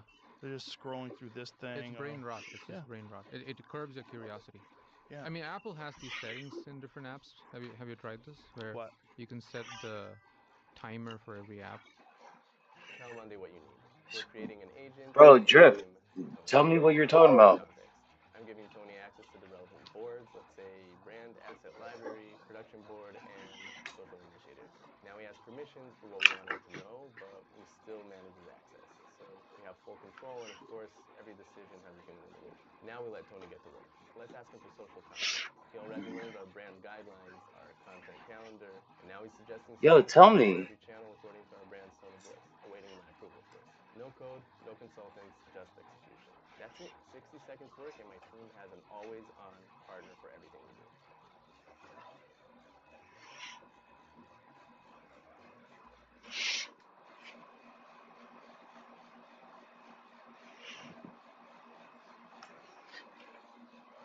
Have you ever wondered how the world's currencies are traded? The foreign exchange market, also known as the Forex market, is the largest and most liquid financial market in the world. It's a marketplace where currencies from all over the globe are bought and sold in pairs. A currency pair is a quote that shows the value of one currency in relation to another. For example, the British pound against the US dollar is one of many currency pairs that can be traded with Forex.com. The value of individual currencies change over time, often second to second, and speculative traders can take advantage of these changes by buying and selling at the appropriate times in order to make a profit. No. Okay, what's everybody mad at? What's going on? Who stole this? How much corruption's here? Who got killed there? Okay, bye. And then I just check out. I don't want to do it. Yeah. And Instagram to me Bro, is nothing's just there. nonsense. I just look at that every now and then for nonsense and occasionally something interesting. Really, YouTube is my main go-to thing. Yeah. Because YouTube is my most unregretted minutes. Yeah. YouTube for me is always interesting. There's always like some cool thing on cosmology. There's some I watch fights on YouTube. I watch professional. Bro, there's pool nothing matches. there. That's what I do for the most part. Yeah. That's where I really like find my actual interests and fulfill my curiosity. Long form content is what human minds should be trained to consume more. Whether it's books, whether it's like, 30-minute videos explaining something. Mm-hmm. And you need to train your mind to actually complete it. That's actually the biggest problem with the younger generation. The more they're in the Reels experience, short form video, they're unable to actually like complete like long videos anymore. That's true, but also at the same time, the rise of podcasts is happening. Yeah, and it's great. It's great. So it's not universal. It's like there's a lot of people that don't find fulfillment in all the doom scrolling and all the nonsense. Yeah. And they really do want. Yeah, I'm particularly just focused on the younger generation. I'm sure like people like us can adapt to like, okay, let's say maybe we have a temporary addiction to social apps and we can. But a lot of the young people are the people that like, I meet kids like at the mall that are 11 that listen to my podcast. Really? Yeah. Wow. I know it's Hell nuts. yeah. They go, I love your podcast. I'm like, wow. Who lets you listen? No, I'm always joking around about it. I'm like, that's really cool. But no, there's a lot of like particularly like young boys that come up to me all the time that are interested in it. That's amazing. I love it. I love it because then they're going to get exposed to some interesting ideas, and it'll also encourage them to have those kind of conversations with each other. Right. Yeah. Whose podcast do you listen to? I love Tim Dillon's. He's probably my favorite because it's the most accurate and also satirical and hilarious view on everything that's going on in the world in terms of like war and world news and culture shit, and he's my favorite. He was just on here yesterday. I fucking love that guy to death. He's so funny. He's so crazy. It's like his mind works in such a unique way, and it's developed because his podcast is different where he very rarely has guests. So most of the time just it's talking. him ranting and his producer laughing. And he's the best ranter that's ever lived. I don't think there's anybody that's even close. He's the GOAT. Like, I don't think there's any argument. Every comedian agrees. Like, as far as, like, just the ability to just sit in front of a microphone and rant, like, Bill Burr does it well. He's good at it. There's a few other guys that are good at it. No one's as good at it as Tim. He's the most consistently entertaining. And then for just not mindless, but like to escape, I listen to a lot of archery shows and hunting shows where they're talking about different tactics in hunting or different techniques in archery, new equipment, and new innovations. Archery is an interesting thing because every year bow manufacturers make a better bow. And like tiny little engineering changes of these bows. Like it's a weapon that's been around for who knows how many thousands of years. But with the And you're able to feel those improvements. oh yeah, you feel the difference. Every year Hoyt puts out a new bow, and every year I'm like, motherfucker, they did it again. It's better.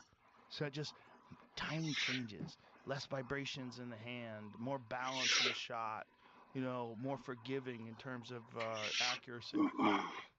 I love that stuff. So I get really fascinated by engineering, really fascinated by automotive engineering. I'm really interested in like that's another thing where like every year people figure out how to make a car that can hold more G's on a skid pad, that can get around a track quicker. Like every year they're battling to see who can get around the Nürburgring quicker. And what are they doing? They're adding horsepower, increasing suspension travel, and suspension tuning rather, and making them more compliant or making them stiffer and making them more adjustable, and then like tire compounds. And I'm just interested in Ooh, that's perfect. that where someone's working on something and that's so perfect. or getting new information. I love history podcasts. I listen to a bunch of history podcasts. So that's most of the time when if I'm listening to something, I either want to be entertained or I want to be educated. Educational. Yeah. Yeah. What about you? What kind of stuff do you listen to? I mean, I listen to your stuff. I listen to Lex. There's this guy. I mean, you know, you had him on, like Rick Rubin, of course. Sure. Yeah. Love that guy. Yeah. He's awesome. I listen to his stuff. I mean, I also watch like some interesting videos about, you know, stuff, concepts I don't understand. There is this YouTube channel, Veritasium. You should check it out. What is it called? Veritasium. How do you spell that? Veritasium. It might be, bro. What does it mean? I think. Is that someone's name? No, Veritas just means like seeking truth kind of thing. Oh. Okay. Yeah. Ooh. Okay. Yeah. 20.9 million subscribers. Yeah, it's obviously pretty good. A lot of people agree. So they make all these very interesting videos about like stuff that you know you would be curious about, but you never actually bother to ask that or learn more about, and explain some of the most understood companies or like phenomena, and I just love watching it. You know, I'm this is kind of like my idea of doom scrolling. Like I like watching like 20 videos at once.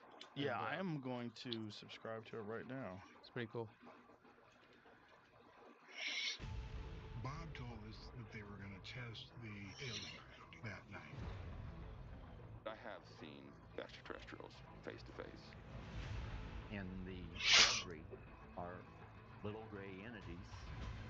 UFOs land in front of them. They're in Antarctica. Veritasium. There it is. Got it. Subscribed. Bam.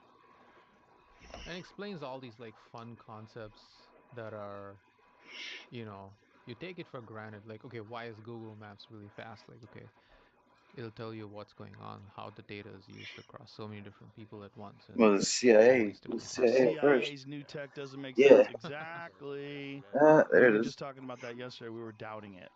You know the heart murmur thing? Do you know about that? No.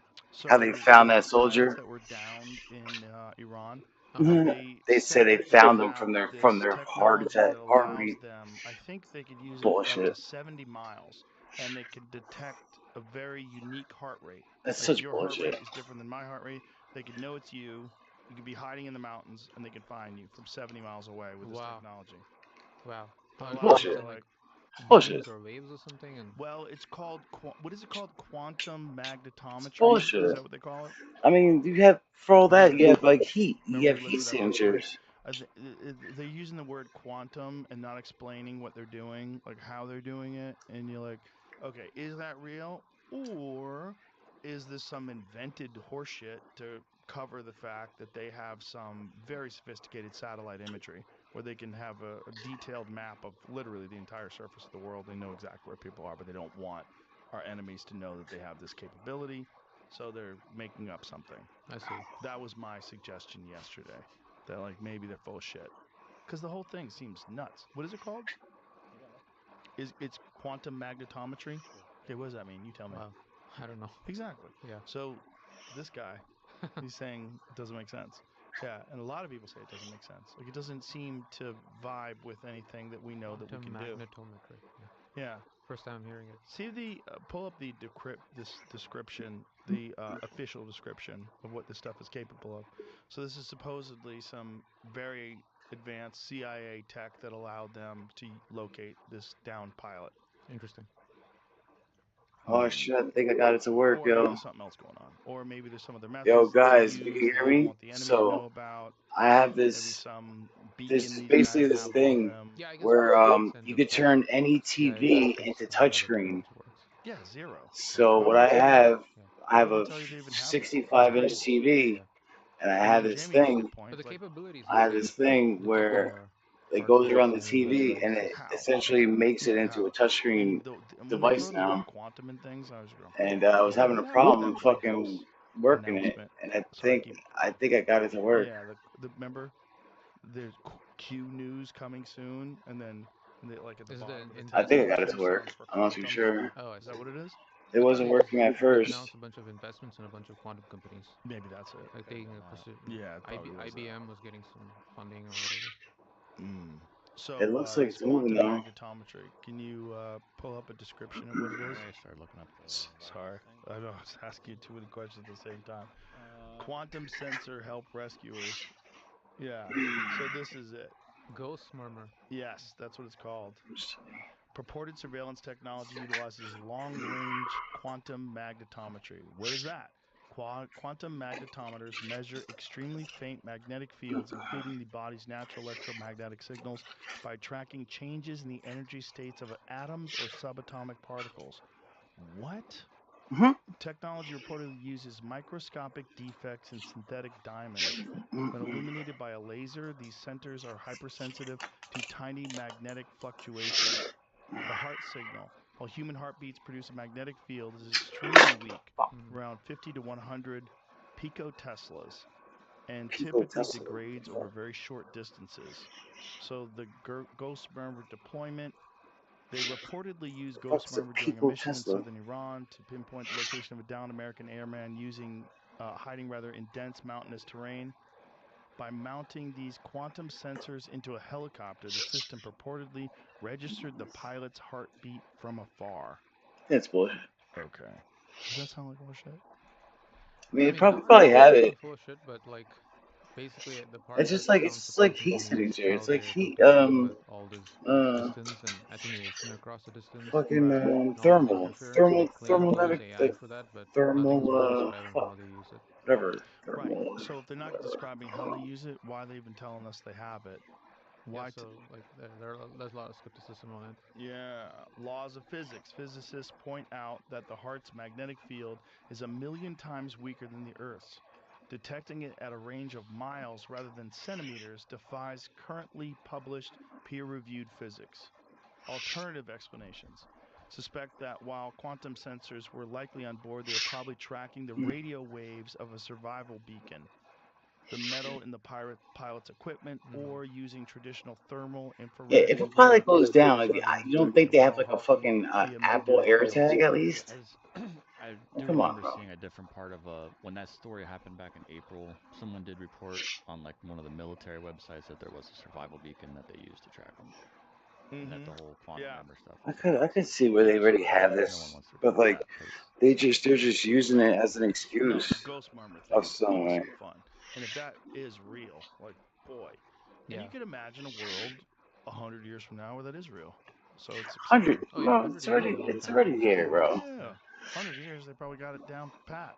No, we already got this shit, Joe. Sorry, Joe. The robot dogs from Black I hate when Joe does shit Mirror. like this, where he like plays stupid. Do you ever, while you're working in a, do you ever wonder like, how Is this far the it's gonna go. downfall of humanity? Is this a Oh good thing yeah, to be working on? Did you ever absolutely. have like doom moments? Not on specific things I'm working on, but in general, I run a podcast solo. No In the producer, bigger no picture, editor, bro, no if you tech don't, skills, if you just can't look at this shit and be like, yo, this is the end of us, then you're just fucking, you're not thinking outside the box too much. start recording into social clips automatically. It even creates thumbnails Where and is this? writes the description, so I can God post dang it it. fast without getting overwhelmed. If you want to start a podcast, this is the only tool you need. Try it for free today.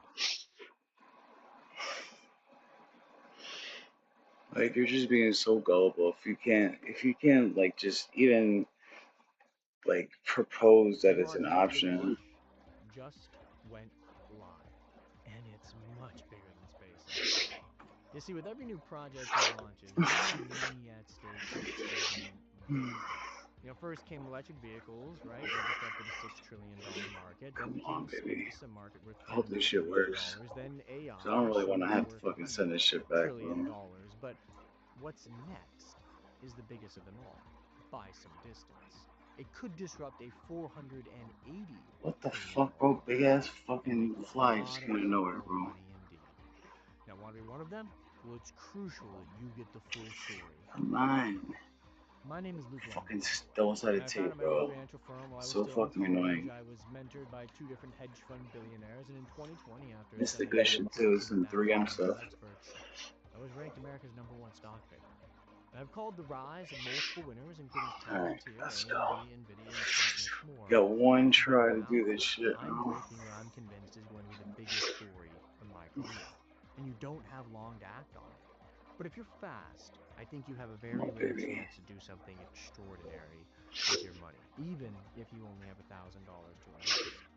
Now, it all comes down to a race that Elon Musk Come on, has been baby. running for 27 long years. Come on, baby. Come And on, it's nothing baby. with robots or rockets. But if he gets Come on, his baby. way, it's going to change how millions of people across America look Come on, at their baby. money. Come on, It can baby. change how you pay your taxes, collect Social Security, and even plan for retirement. And in the process, Elon says it could unleash hundreds of trillions of dollars in new wealth. Now I'm going public to show you how to collect your share. And it involves a Everything radical looks new pretty fucking technology centered that like could that. be 15 times bigger than Come on. Tesla, XAI, and SpaceX. Come on. Fortune calls it a game changer. And the IMF, Federal Reserve, U.S. Treasury, Goldman Sachs, JP Morgan, and Fidelity all predict it'll bring rapid change See to one the good, financial system. But right one more now, good tape, the bro. mainstream media Stay seem to there. be totally missing the point. Because while the whole world waits for the SpaceX IPO, Elon just quietly launched his most audacious move yet. And today, you have the chance to profit from it. In fact, with one move, you could leverage Elon's radical plan to support your family. Come on. Scissors, scissors, scissors. If you're quick. And before the rest of the world wakes up to Come on. what's actually happening. Come on. Everything you need to know One good one. is ready and waiting for you right Come now. on, baby. Don't Because fall. it is time Fall, you please. heard the truth. Elon's next move could be his final crowning achievement. All the details are below. Come on.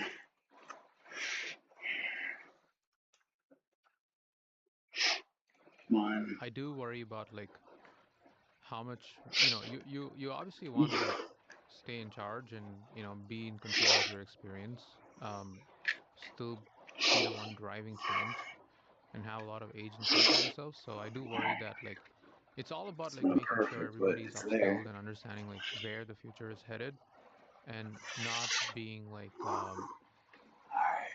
fed only like dangerous apocalyptic messages.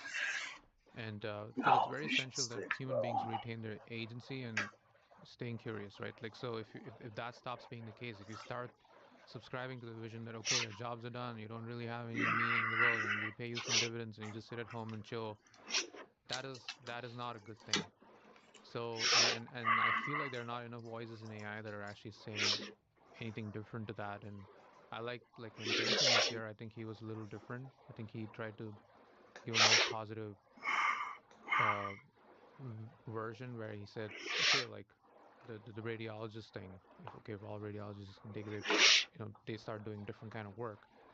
So I think we need to start looking at okay, first of all, guys, relax. You have one premium skill, your curiosity. So let's figure out ways to channelize that. Let's change the way work is done in companies. Let's change the way educational institutions run.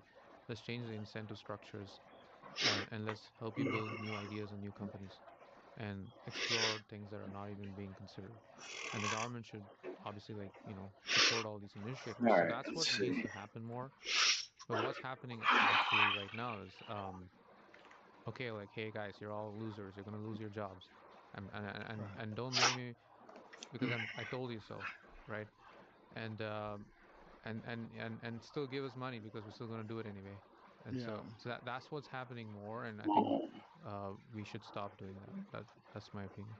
Well, it is. The problem is, it's kind of a self-fulfilling prophecy. And if you tell people that they're going to be a loser and you're going to, Yeah. their life is over, Yeah, they're going to think exactly, that way. Instead of giving them an understanding of look, this can open up new doors for you. Yeah. This can, and anytime there's any sort of disruptive technology, there's always the fear that it's going to go badly. Yeah. This was the case with the locomotive. This was the case with when the printing press was invented. Come on, man. Why doesn't it fucking I work, did some bro? research on this where when the Industrial Revolution happened.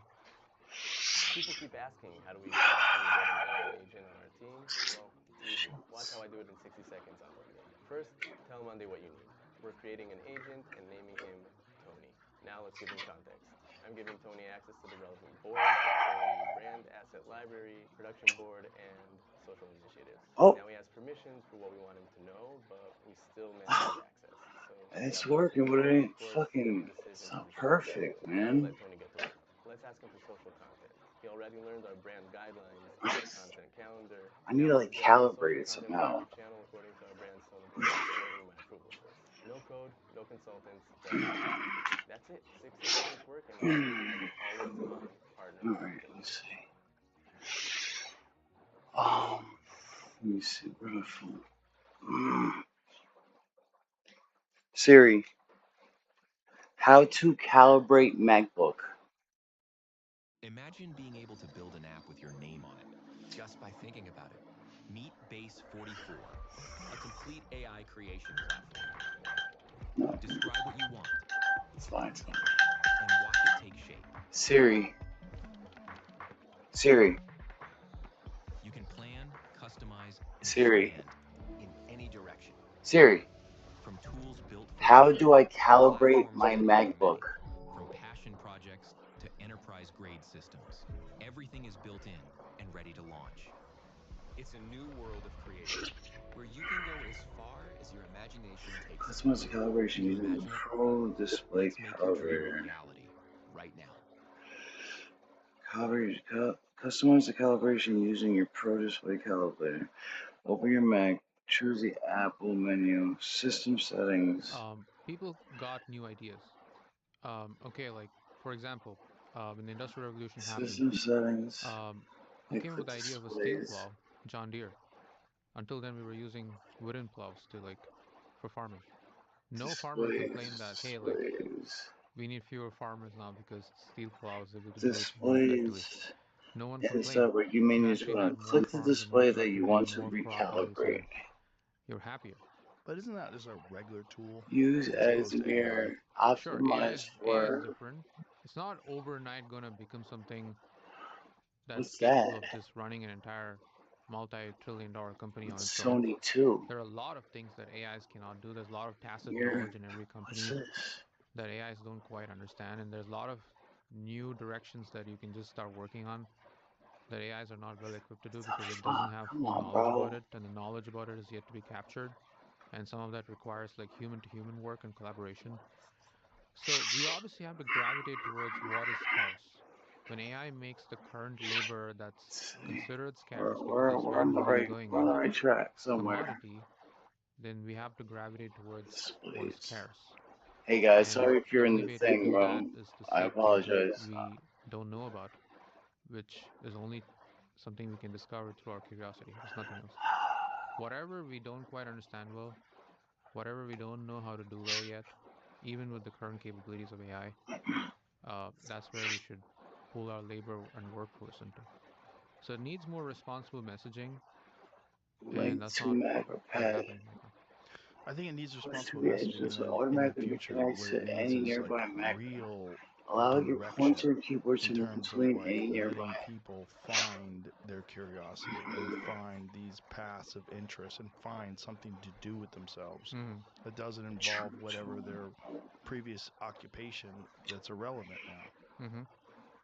That's true. I think like Chris Lilly passion wants for to people is recalibrate. something that Click not the a lot of people are preset able to answer pop-up menu. out of the box. Like if you go and ask them what is your real passion, and the only thing they've known in life is to just climb up career ladders and make more money. That's gonna actually take them a while to even discover. Right. And which is why it's so important to get kids off on the right start. yeah, that's the hope. That's our hope for the future is the kids. The kids are born curious. They don't need to change themselves to be curious. The adults who probably already are like, because of this knowledge work thing, who kind of curb their curiosity and try to fit into the existing system, it might be a little harder for them to adapt. But the kids, I think they don't have this problem. So I'm actually optimistic about the future long term because the future is all centered around like whoever is like very young today. What do you think about this idea that the universal basic income is going to be required? Some form of it is good. It's like a dividend. I almost think of it as a dividend.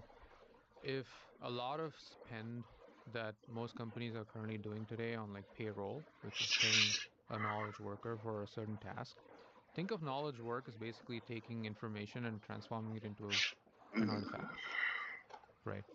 And it's messy and complicated. Let's assume that's being done by AIs. So obviously companies will start spending more on compute instead of payroll. It's just a reallocation of like spend or budget. Similar to like what happened in advertising industries where most of your advertising budgets went to like television and like billboards, and then now it's starting to go to Google and Instagram and YouTube and all that. So when that happens, obviously like the AI companies are going to make a lot of money, and people who helped be part of creating it or either directly or indirectly would want to have some role to play in that ecosystem. And a good way to involve them is through giving them some ownership in the company. So as shareholders, if you get dividends from the profits generated by the AI, it's not a bad thing. But that shouldn't be the only thing. Right. So this is similar to like people that live in Alaska that get a check because correct. Alaska does this, and it's not a bad thing, as long as they are doing some other things, right, alongside. It could lessen the burden. Correct. Yeah. And if people are interested in still being part of the AI industries, they go do things that AIs are not able to do today. And that's been the case before. Like when Industrial Revolution started, the United Kingdom actually started like projects around building railroads, and that gave a lot of people who are in the cottage industries new jobs. So there are going to be a lot of new projects to just okay, like what if we want to reimagine the government itself, where the government runs largely on AI? Yeah, that was my next question. Yeah. So then we need people for that. Yeah. Because this is a legacy industry. It's not about the capabilities not being there. It's about working through the legacy and bureaucracy to like actually deploy and implement this inside the most like largest institutions in the country. And that's going to need a new set of skilled workers to go do that. So some people who might be working at Microsoft or something today might actually end up working for the United States government, because Microsoft may not need them, especially for like internally deploying AI or selling AI to their customers, but the government needs them. And if the government can pay them well and it's a fulfilling job to find some meaning for like doing something good for the country, it's not a bad thing. So I think like just like in the Industrial Revolution where we had new projects because the demand for AI was so big, we're going to start seeing some new projects being created in AI as well when the capabilities advance enough that they can replace knowledge workers. That's the rosy scenario. Told you so. Knowing you're right means nothing until it's a truth. It's not as rosy. No, like, you're wrong. The real world is messy. Everything. A lot of things are still done through trusting other human beings. Nobody's like blindly trusting AIs. AIs still make a lot of mistakes. Well, a lot of people are hesitant to the idea of AI running government, and I get it. But also, look at what the people are doing. Look at how much corruption there is, how much Yeah. fraud and waste. Imagine if all fraud, waste, and corruption was instantaneously eliminated. Yeah. I mean, that was what Elon tried to do with Dogecoin. Right. And then I think the bottleneck there was just discovering how slow it is to do things. He's not used to running that slow. Yeah. And Also, how much resistance. yeah, because there was so much grift. Correct. Yeah. So honestly, like more than AI, the government is running on a lot of legacy software stack because a lot of these legacy enterprise companies just have created these multi-decade or like year contracts that are hard to get out of. And the way they do that is to sell it at a much larger discount. And like like if you're on like a specific OS, you're not allowed to change this for like 10 years. You have to use the same set of software. All these people you hired only know to use that tool. So it takes time to actually change and implement new things, leave alone AI. Just if you just wanted to like move everybody from Windows machines to like Mac machines, good luck with that. It's going to take a lot of time. That's the state of the system. And so that has nothing to do with technology. And so to do things in such messy systems, you still need people. Still need people to navigate all these changes. It's not about the capability of the technology, it's more about how the system is structured. And that's why I still feel there'll be new jobs.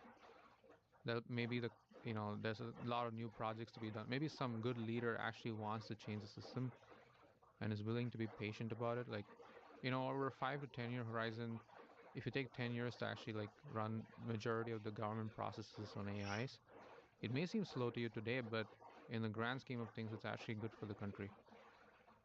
And that's still going to need a lot of nice engineers to go work on these projects. So they're not going to lose all their jobs. There's going to be some displacement. There's going to be some new projects. There's going to be new priorities. But it'll keep going. The system will keep going because that's just how historically things have been. When you think about the future of AI and you think of this, so when you think about AGI, you think about something that could potentially make better versions of itself. It seems everywhere I look, there's ads. Yeah, and then how far does it go? Like, however, there's that very is the few resources that is on how the to do ultimate this yourself. form of. The reason I think is some that people touchscreen in Silicon integration Valley have started is calling that as ASI. a relatively new frontier. So when you see the word In ASI your being own thrown around, like people kind of you think have of to ASI as well, an that's AGI this that guy can the recursively next self-improve itself. and it So all there's going to starts be here. there's going to be no Set up limits to how smart it can get. Right. And I used to think that ASI is bottlenecked by power because Hello, my name you is need a Tom ton of Silver. compute Welcome for to this Love model Online. to In keep my on last video, training I went into itself detail and how to running build its own your very own robots and digital collecting data and vehicle then with going and touchscreens updating itself. for 400. But you could imagine that In once this the video, algorithm we is cover the correct, following the next ASI steps. could be tasked with just Basic making computer itself more setup efficient too. and the touchscreen Where calibration. improvement doesn't just mean Now I know capability improvement, these improvement could subjects also are mean not power well efficiency. mannered, but they are And completely necessary. that way, the All recursive investors in the world safe ASI that don't is set improving things itself up also makes correctly. itself more compact If and you more plan to efficient, steer with me helpful, and it please can take a run look on less at compute. that like and subscribe So button that would below. be the ultimate project in As a AI. new Think creator, of it as today's almost teaching as the is last very project in simple. AI is Make basically sure to love the cracking screen. recursive self-improvement. Once you crack that, you don't have anything else to work on. There are a number In of touchscreen practice, I options think what's available going to on Silicon happen is Motion. In my last video, I because discussed information is so touchscreen muddled and setup. So fragmented these and are my regular TV living in main disjoint touchscreens. systems, just the Yeah. way we have This constructed our frame is messy from real a world, single USB it's going to be connector hard to with point a even power a supply. recursively self-improving And this AI adapter at is some perfectly metric and say, go improve this. yeah. Now before Or I like, get go started reduce with this video, inflation by 5%. let's talk briefly about a That'll be regular awesome if we can task an non-touchscreen AI to do that. If and that's the job of the this government is to just super reduce important talking inflation, about because have a it's practically deflationary effect how on we set up society our and touchscreen. make goods and Chips services work a lot and more the abundant and software efficient, works automatically. it's going to have For to the deal most with a part, lot there of are two messy legacy major systems. methods for setting If the up task is to regular go improve the touchscreens. healthcare, The well, first good method luck. Like, is a who's one-computer going to deal with setup. all the compliance of In this actually method, I connect implementing these a changes inside to my hospitals? main Windows computer Most with a hospitals are basic still using console. legacy software Then I because go to that's my computer's the display software settings where I provider control has the lobbied the display government settings. in a way where only This they're means allowed to when I do that. use software like whole stupid bottleneck. Exactly. So a lot of the bottlenecks in actually having AIs just take over and massively improve the human society and our hospitals, our legal systems, our government systems, where most of the payroll is going into, is just bottlenecked by a lot of compliance and regulation. And so that's why I feel the human beings are still necessary to effect the change, because these laws and regulations were built for us. It also seems like we have to demand that those systems be usurped. Sure, 100%. And we need the help of AIs to rewrite all these laws. It's going to be humanly impossible to go and change one specific line here and there. Right, and then you're gonna have a bunch of these software companies that are lobbying to try to stop that from happening. Exactly. Yeah. It's that's why, like, this messiness and this need for getting all people on the same page and actually steering the society in a positive way, our jobs should probably be more steered towards that. Problem solving at a different level of abstraction, maybe more need for EQ, more need for actually like understanding differences of opinion, and still like a leadership quality, ability to understand people, and ability to convince people. These are the skills that and will be even more important in a world where like actual work can be done by AIs, but effecting the change in our society, in our country, still needs human beings, because the systems are messy. It's a weird world we're in right now. Yeah. It's never been weirder. That said, there's a lot of things that can still go wrong when you give power, so much power to like specific companies, and they deploy all these bots, and then anybody can use them in weird ways. You don't even know if like you're talking to a real person anymore. Right. They're like people who just run AI responses and chat with like 500 people at once, and that's like a whole business. And so I think it's gonna take a lot of adjustment. Well, another piece of adjustment that a lot of people are coming to grips with is that this is a new part of our conversation, and that in 2020, like when I first moved here, AI was never discussed. Yeah. It was not a thing. Yeah. I mean, we knew about it. We knew about AI, but it wasn't like it wasn't a huge part of the cultural discussion of what the future holds for us. Yeah. Now it is. It is central. Yeah. And in that short amount of time, in just 6 years, it really makes you wonder, because we know how technology progresses exponentially, what it's going to look like 6 years from now. Yeah, the 2028, you're definitely, my prediction is 2028 election debates are going to be largely about AI. Wow. Yeah. AI, energy crisis, the power. People are going to care about all these things. Because AI is no longer a thing that is new. It's part of all our lives. Everyone's using some form of AI in some ways. And it's not as dangerous as people thought. It's an amazing tool for like doing work and asking questions and learning things and all these things. When used correctly. Yeah. Yeah. Can also be used incorrectly. Like everything. Like everything. So it's far more powerful that incorrect usage can cause serious damage. Like for example, kids who are using AIs for like companionship. Right. Crazy things are happening there. Yeah. Crazy things are happening. Not good. Yeah. It's as dangerous as, or probably more dangerous than social media. And it's also scary that social media companies want to build more of these kind of like companionship apps, because they know that, okay, their only job is to get you engaged more, and that's the only way to sell more ads and make more money. And clearly companionship is a way to get you engaged more. Yeah. And so that's dangerous if ads start being part of like AI chats. Yeah. Because then if that ends up working, then all these chatbots are just going to be sycophants that just tell you stuff that you want to hear. It's an indistinguishable facsimile to a real person.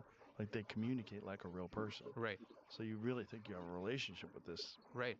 And it truly screws with your mind. It's hard to like decouple, and like it takes a lot of time to recover if you want to like unplug. And so the business model incentives are not well aligned to humanity. Did you see that AI companion that they developed that was at the Consumer Electronics Show in Vegas this year? Which one? It's like a hot Asian lady. I see. Yeah. These are the weird kind of projects that are going on. Yeah, it's a hot Asian lady that talks to you. There is a better solution. Most people have no If you need idea kids, they can man, get ready to post just go content let the go. minute All they you see need that to do approved link. is answer a So few I opened quick the questions For to You see how. tab and look at all this content. This is all from my single recording. First up, it totally cleaned up my episode. It already has captions, my branding. I hated cutting short from content all the time, and now I just got so many of them automatically, and they're actually good. And here comes my favorite part, obviously, the hooks. Guys, they literally pulled the most viral moments for me. I don't even need to edit. It's perfectly cut. And of course, I can always go back, re-edit, and add my touch.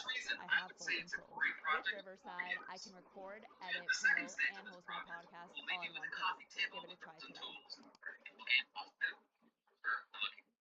For the coffee table build, you can go up to 50 inches or more if you really wanted to. Weight should still be considered, however, it's Yeah. And she talks to you through AI, and right now it's just a kind of a crude sort of robot, but yeah, you can see where it's going. You can see where it's going. Ex Machina. Yeah. It's going Yeah. right there. Yeah. Yeah, that movie was Amazing. quite far ahead of its time. Really? Yeah.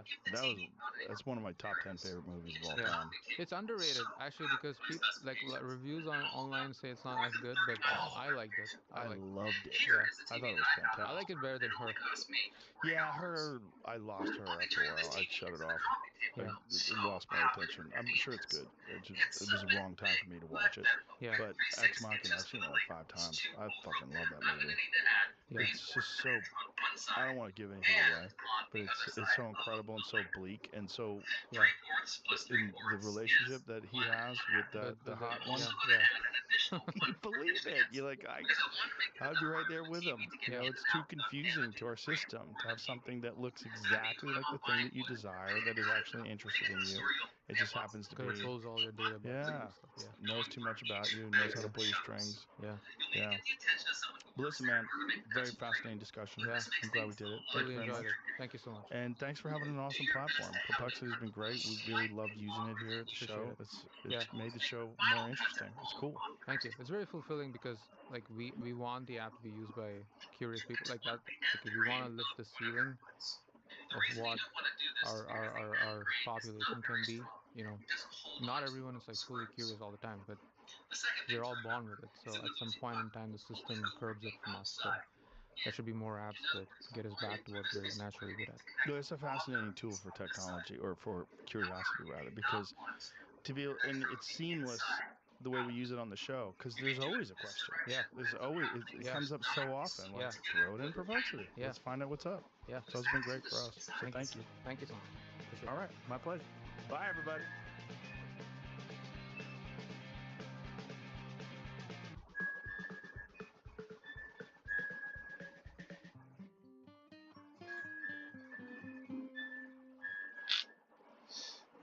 Wait, did you know Depop shipping is free? What? Free?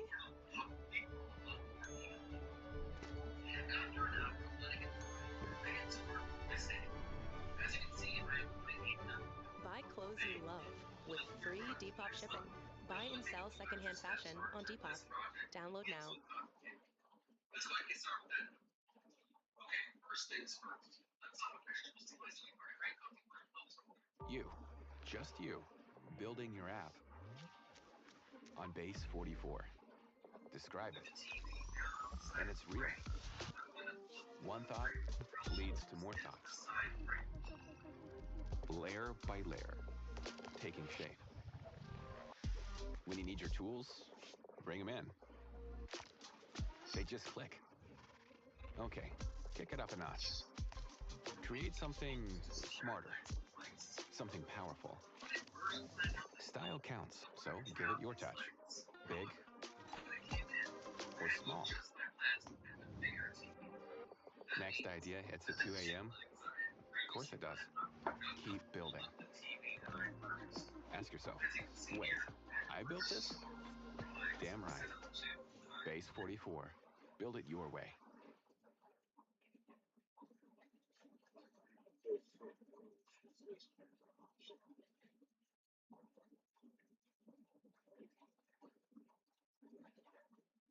who am I that I can buy a 250 GTO? You know, these cars are like 60, 70 million. I mean, it's like Ralph Lauren and Rob Walton and Nick Mason, people like that, you know, that have these cars, not me, you know. I knew it was an auction, and I had my representative there. Wait a second, you weren't even there? I wasn't there, yeah. The balls on this guy.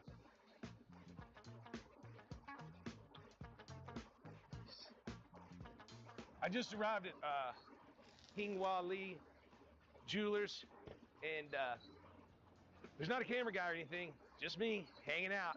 Let's go see what's up. All right, so looks might be deceiving. He's under construction, putting a little facade on the building here, but this is a business that was started in 1965 and still going strong and still family owned. So maybe it's time for a facelift, but what's under all of this is why we're here. Let's check it out. Damn. I think I've died and gone to heaven. Holy cow. So I don't know if Mr. Lee, I don't know if I'm supposed to call him that, or David Lee, or Your Highness, I don't know. But he's led us down here, and he's coming down in a minute, but he left me alone with the car. I mean, I would not do that. I know who I am. But anyways, we're going to be respectful. We're going to hang out, but we've got the mustard on this side, the ketchup on that side, and then he's starting his relish collection, and he's got some really cool stuff. But the mayo, see, there's only one mayo. Hey, how are you? Do I call you David or Mr. Lee or? All right. Thank you very much for letting us in your man cave here. This is better than any bat cave. I think so. When did you start your Ferrari journey? My Ferrari journey was when I was 29. Actually, it's interesting. It came off. My dream car was a Lamborghini Countach, and I ended up buying at 29 a pre-owned Lamborghini Diablo VT. Yeah. And it was a year my dream came true, and also my year that it broke, because I felt how unreliable it was. And maybe because, you know, they didn't have the proper service or whatever, centers or whatever, and so the guy would just made the signals turn off, and then when I pushed it again, it would come out back on. I understand. The warning signal. I've had a Countach. The Diablo VT. So, or maybe it wasn't as reliable back then. Anyways, I was so fed up with it. I said I love the Italian styling, but I wanted something more reliable. So I went to Ferrari of Costa Mesa, traded in my Diablo and VT, and bought my first pre-owned Ferrari, which is the 355 Spider. And that's been like 30 years. Do you still have it? I don't have it, you know, because at those times I would trade up for the next one, the 360, and then the 430, and so forth. Have you ever tried to look for it? You know, it would be nice to do that. That'd be cool to do that. But no, I haven't looked for it. I guess I should, but I've got some back channels. If you send me an email, okay, I can put in the VIN number to a couple of databases. Okay, yeah. Maybe we find it. Yeah, that would be cool. I would love to buy it. I would love to have that. Yeah, that would be cool. So we'll get to the big white horse in a minute. Sure. But what's the thing with the mustard and mayo? Where did that come from? Yeah, you know, I mean, so my first collector's car, and the reason I bought it was just that because I was so fed up about buying the cars, and then if I put too much miles in when I sell it, it would depreciate and I would lose money, right? Correct. And then you end up not driving it, which really killed me. And so at one point, I remember after the 430 Spider, I said, you know, okay, I'm gonna buy a collector's car that I can drive, put miles on it, and then when I sell it, maybe I don't lose money, right? Yeah, I didn't think break there was, even. yeah, break even. I thought I was so smart that I would think that way, right? Yeah, it was more upfront money, but then, you know, I get to enjoy it. So my first collector car was about maybe, I don't know, could be 18 or 15 years ago, was this Enzo. So so you just jumped in with both feet. I jumped in with both feet. Yeah. I jumped in both feet. And so I remember at that time I wanted to have the trifecta of the great cars. So Ferrari would be the Enzo, the Porsche was a Carrera GT, correct, and then the Lamborghini was a Diablo 6.0, which was a very good car. That was a great car. So I had the three, you know, the trinity of cars. It was great. But that was when I started first kind of, you know, really seriously collecting. But the reason was just so that I can drive it and not have, when I sold it, like I wouldn't lose money. That was the whole reason in the beginning. That's my whole core value. Yeah. Buy and don't lose. Yeah. Right. So that was when it started. And then I, from there, really what happened then, maybe another year later, I bought my first classic car, which was 1965 275 GTS. There was 199 made of those, and I thought it was the coolest. And maybe I was getting older in age, and the classic car didn't appeal to me in the past, but then at that time it really did, and I bought that car. But in that research of that car, it got me to say, okay, I'm just gonna go all Ferrari. I'll sell off my Porsches and my Lambos. I'm gonna put this all in Ferrari. It's a smart move. And so. So is this the car you bought 16, 18 years ago? Yeah. So I bought this. This was my over. It's fair to say that this was a really good investment. Yeah, I bought it for 1.3 million back then. It was still over $1 million car. It was my first over $1 million car. But and what's it worth now? Well, I mean, recently the auction was like what, 17 million or something like that. I mean, easy over 10 million, easy over 10 million. But so that my idea was I like telling stories. I like to have a theme. So I thought, okay, this is supercar, so maybe I'll collect the other supercars, right? And end up collecting this. So So Enzo LaFerrari Aperta, the F50, the F40, and 288. So actually, I bought the Enzo, and the next one I was able to collect was this F40, and then I got the F50, and then the 288 GTO, and then lastly I got the LaFerrari Aperta. So that was kind of the chronology of how I got this, but I wanted to get that, and that would tell the story, and that was before like anything like, oh, the Big Five is so important and having all the Big Five. I just wanted to tell the story. How many people have the Big Five? Well, I was for sure probably the first one, but there's still probably like a handful of people. I know people wanted to do that afterwards, but now it's just getting so expensive to do. Did you happen to see the F40 that we built? No, I didn't. I haven't seen. Okay, so Service Tech took an F40 out of the dealer in Houston and literally launched it. He got out of control, hit a curb. It left the ground and was totaled on 4 sides. Oh, okay. And Ferrari said that it could not be fixed, so they wanted to total it. Oh, okay. And the owner said, no, it can be fixed. And so they argued back and forth. During that time, the owner called me and said, can you fix this car? Yeah. I said, if man built it, man can fix it. He goes, I'm going to send you the car.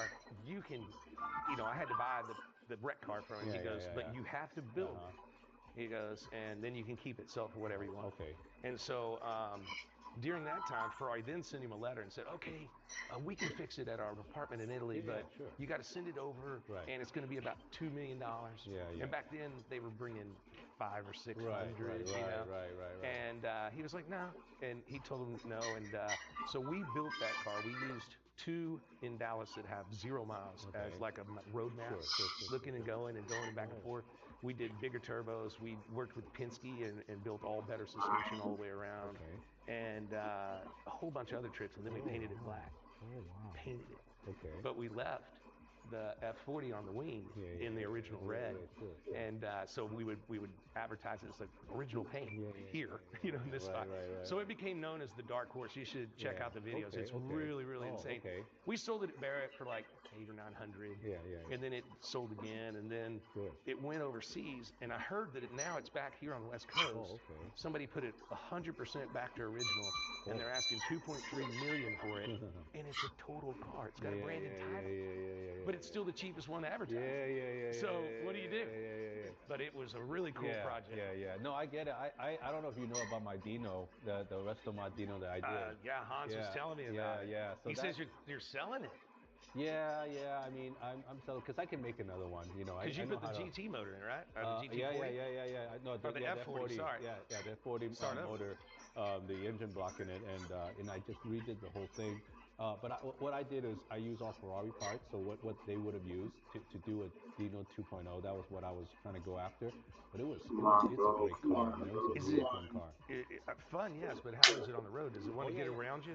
Oh no, it was balanced because with all the new parts and because I did Chinese suspension and Brembo brakes, and I used 328 suspension. I mean not suspension, the transmission, the new radiators and the Motec computer and all this stuff to make the car push 400 horsepower, fuel injected 400 horsepower. What do you think the market is for a Resto Mod Ferrari? There's people interested, and there was some that were sold, built and sold from Motor Techniques who did my car in the UK. But it's a tricky because the cars have become so valuable. The Dino itself has become so valuable. It's like 600. Yeah, a good Dino right now, 500 for sure. Yeah. Go.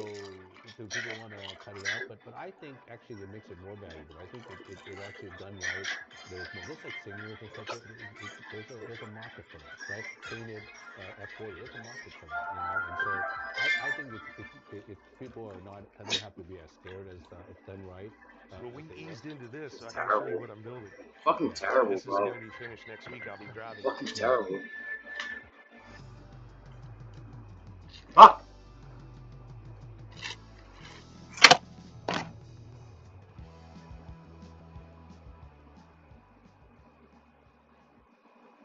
Naomi just discovered the sweet sound of earning and saving money on Vinted. She saved cash with free shipping on these pre-loved boots and sold what she doesn't wear with 0 selling fees. Don't wear it? Sell it.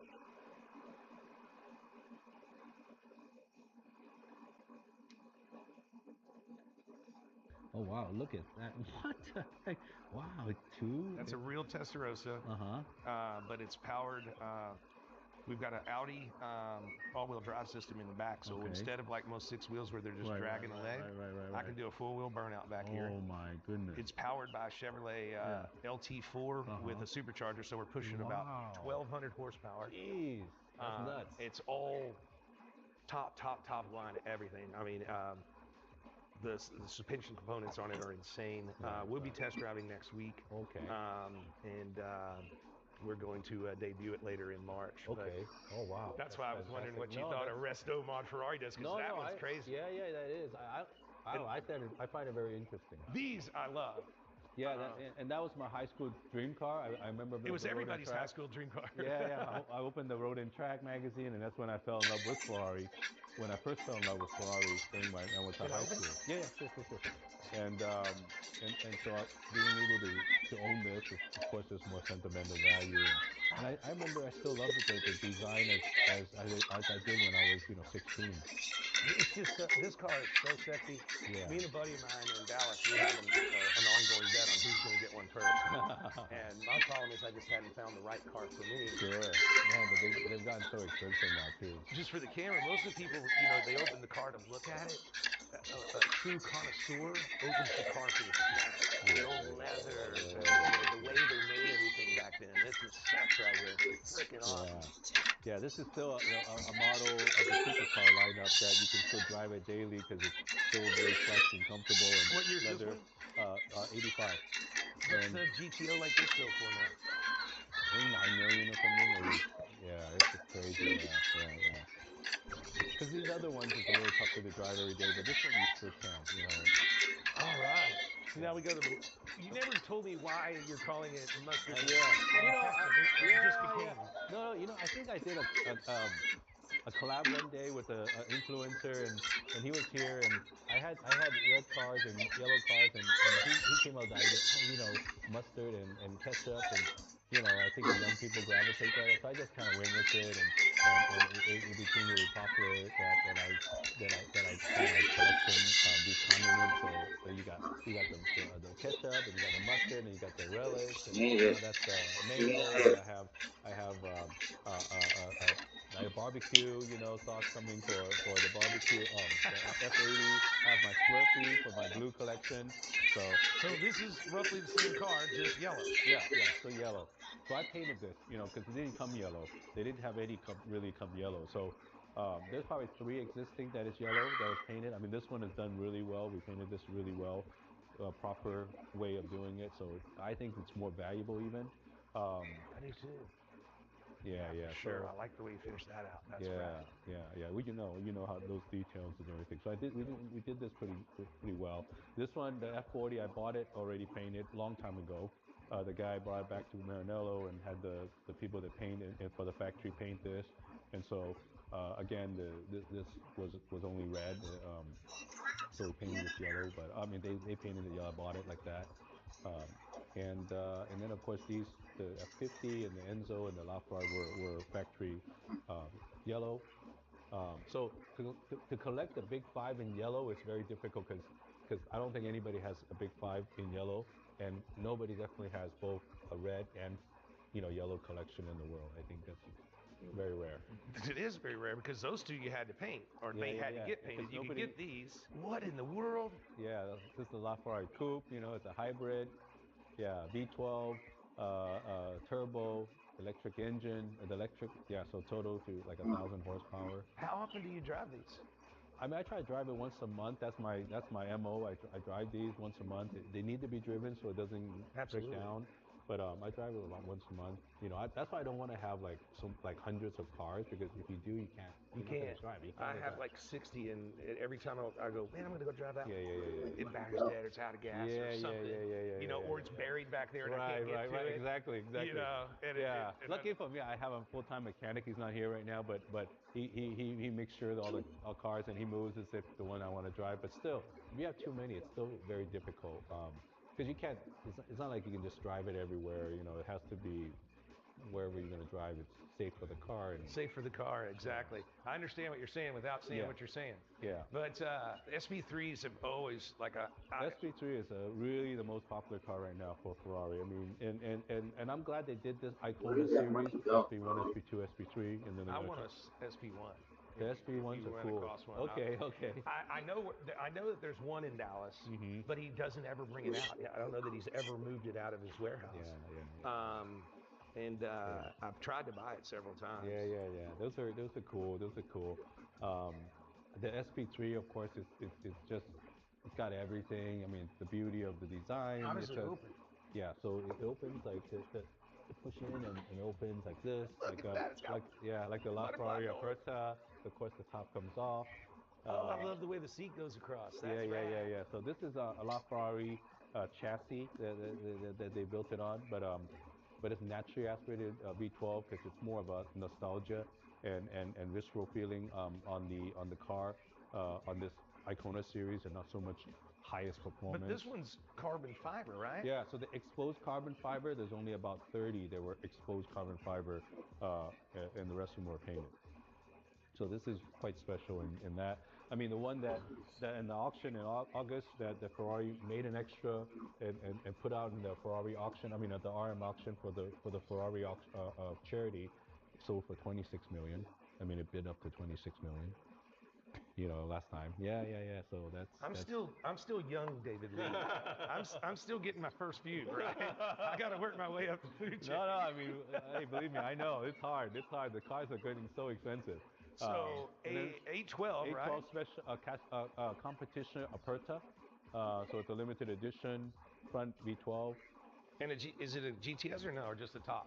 Yeah, it's a Aperta, so the cup comes off and it fits in the back. So yeah, it is a convertible. I just bought myself an 812 GTS about a month ago. Okay. 2023 last year. Great cars. One owner. I got it out here at somewhere in California. Yeah. Because I think they're a great car. No, I think they're going to go up. I think so too. And that brings me to the 12 cylindry. Yeah. Because I was gonna buy a brand new cylindry. Okay. And I had an allocation. Yeah. And I went and spent some time with the car. Yeah. And just talking amongst ourselves. Yeah. I didn't feel the visceral power or the heavy weight that I have with like my 550 and my 599 and my 812. Right. And it just felt different to me. Okay. I love the look of the car. Yeah. But and this is a beautiful car. Yeah, this is Spider, so the top comes goes to the back. You know, this one, what my feeling is, it's a well-made car, really good daily driver. It can be done, but like all the electronics work really well. Now this is my color too. It's green and black. Yeah, and they did really well. You know, with just the with the option of the color, the green they have here, and the interior green, leather green, and the wheels, it matches. It's not just happen to be I'll give you green, and maybe it's not really the right matching tint to it. But now it's like. Are they selling well?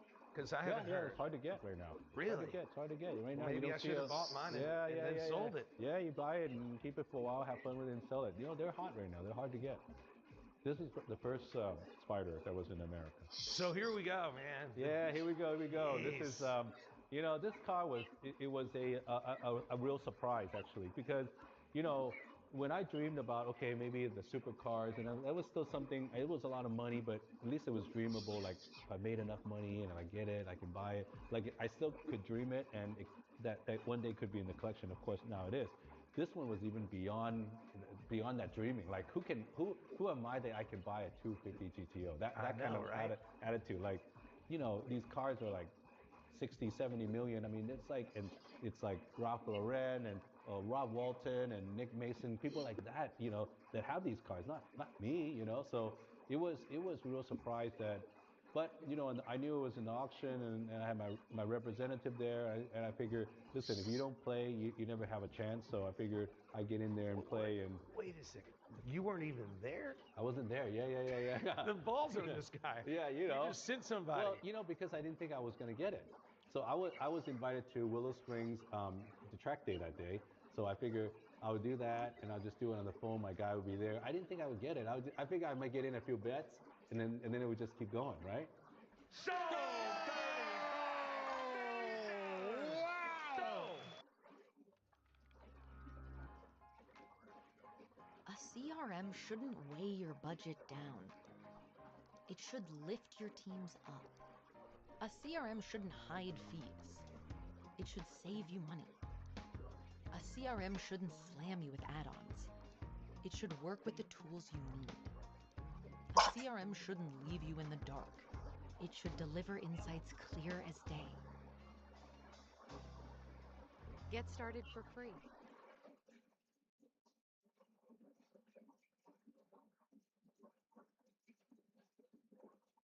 What you want to do is save hundreds when Liberty Mutual customizes your car insurance. That's great, but can you ask your friend to stop digging into the green?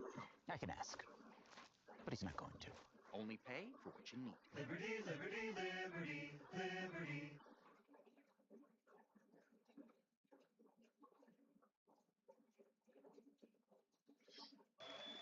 The non-car people out there, they were like, oh my God, he spent $30-something million on this GTO. He's crazy, or whatever.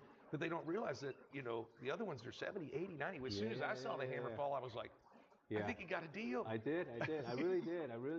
I'm surprised it ended up that way. And of course, I think back, there's various reasons for it. But at the end of the day, I'm glad that somehow, I didn't even imagine I could get it. And it turned out that I was the winner of the bid. It was really surreal.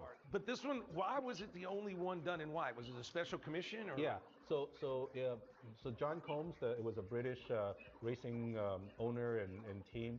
He had contracted with Enzo to have one, of course, right-hand drive is in the UK, and have it white. And for whatever reason, Enzo, agreed to that, because usually, it's red and forget it, it's red.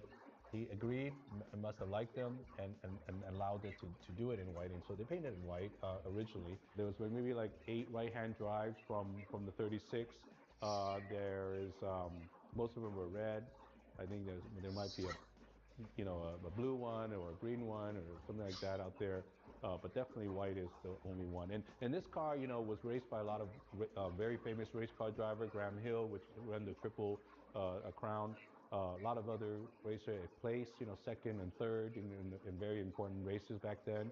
And so it was a well-known car. It was, back then. Can I sit in it? Yeah, sure. Yeah, go for it. Holy cow. Yeah. You got squeezed down in here. Yeah, it's tight. It's not a big car, when yeah, you're kind of tall. You're not the targeted driver for a car like this. Yeah, it's pretty tight for me, but I can drive it. Yeah, sure. All right, cool. Yeah, man, this is I mean, that gated shift is crazy. That's it's how we did it in the 6-wheel that I just showed you. Oh, you it's did? a raised gated shifter like this. Okay. Wow. Holy cow. Yeah, and the specialty about why the GTO was it was dominating all the races and why it was so good. So prior to this is the 250 short wheelbase, which I also love. They had an alloy, this is like an aluminum also. They had a big V12 engine in the front. It won a lot of races. And so when they wanted to do a model that was after that, to make it alloy, this is like an aluminum also. They had a big V12 engine in the front. It won a lot of races. And so when they wanted to do a model that was after that, to make it even faster, they hired Pisa University to study the car, to imply to design it with aerodynamics, wind tunnel, and everything. So this car is designed with aerodynamics. The first time Ferrari did it with aerodynamics, with the front engine, front 12 V12 front engine, Colombo engine in there, alloy body, 2,000 pounds. And they were already using like disc brakes and technology like that. Even in the 60s, this car did 0-60 in 5 seconds, which I remember like in the 80s supercars, wow, 5 seconds, 0-60. But this was already doing that, and it dominated all the races at that time. The series of the GTO, the 250 GTO dominated, and so there was a reason for that. And it was the last one that you can take it to the race, win on the race, drive it home. Drive it home, race on Sunday, go to work on Monday. This light, is this an RPM type shift light, or it's part of I think some of the fuel pump and that all that stuff. Yeah. Man, that's cool. Yeah. I'm gonna try to get out of here a little more delicately than I got in. Yeah, it's super cool. So, unbelievable. I just sat in a $4 million Ferrari. And I have other vintage Ferraris that are steel body road cars. It does not drive like this. This is really special how it drives.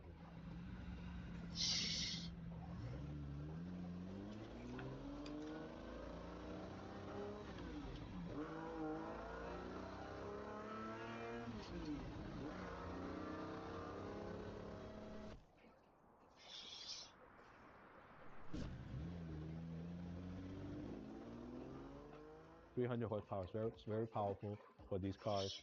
But like I said, the brakes, disc brakes, and the alloy body makes it so different, so agile.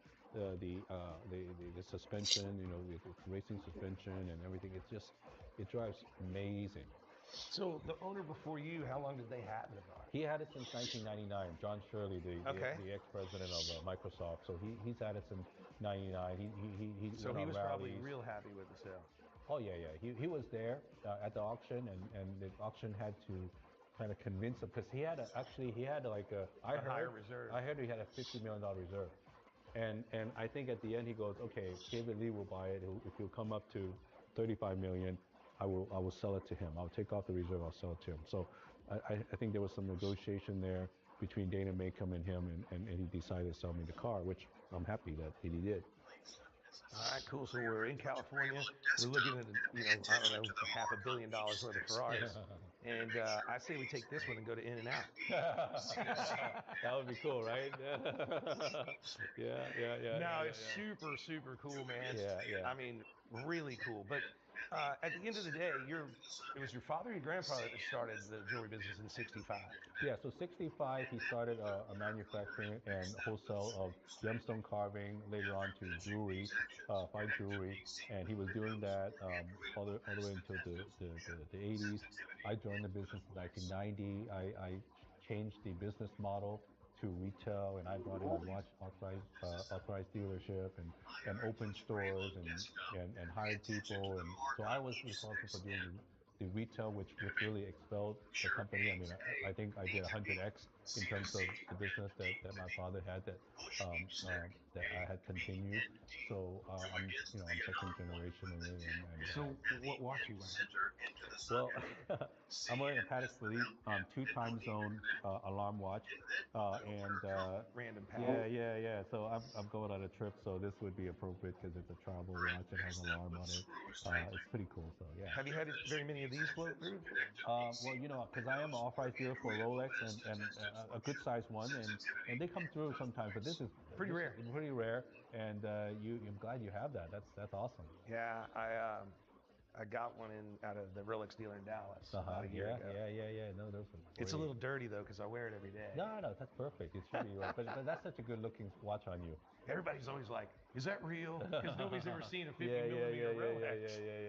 Yeah. So, saying, going with that, can I see the store? Can we see what's up? Sure. Let's go. Because if you got a good deal, I might buy a Rolex. All right. I got a couple of Pateks at home, and quite a few other Rolexes. Yeah, sure. Let's go check it out. Sir, thank you very much. Good, hey, everybody, I just got to check out David Lee's collection. That makes me a pretty impressive person if you're paying attention. But if you want to check it out, You got to go check out David Lee on YouTube. He has the most amazing Ferrari collection on the planet. He's got the Big Five in both colors, and now he has the GTO, and I got to sit in it. So get you some of that. Yep. Thank you. Thank you for being out here. Boom, check it out. This is a Cadillac Blackwing 2026 model, 668 horsepower, but this car is loaded. Check out this sticker. Both carbon fiber package. It's custom interior package. You name it, for a total of $132,800. You know why I know? Because that's what I had to pay for it to get it. No discounts, no nothing, because this is a 2026 model, and it's February of 2026, and I just got this car and I'm giving it to you. GasMonkeyGarage.com right now. Every dollar you spend is an entry to win, but you don't win if you don't enter. GasMonkeyGarage.com if you want a Blackwing. Get you some of that. Whoa. What's that? I just built a budgeting app in Base 44. Guys, Nina just built an app. Impossible. Nina can't code. Interesting. Can it generate reports? It can now. Nice. So you're saying we can all build apps now? Yeah. I'm on lunch. I gotta make a call. I'll be in my office. Just built an inventory tracker. Protein calculator. Book share an app. A workflow manager that Tracks who still owes for the group lunch. Trash duty schedule. Since no one seems to care. Just built a I just created a goal tracking system. We built the same thing, didn't we? Yep. Can this thing manage contacts? Is the SOC 2 compliant? I want to animate this graph. Create a party planner. Profesor de Español. An inter-office dating app. For dogs. For office dogs. You know what I mean?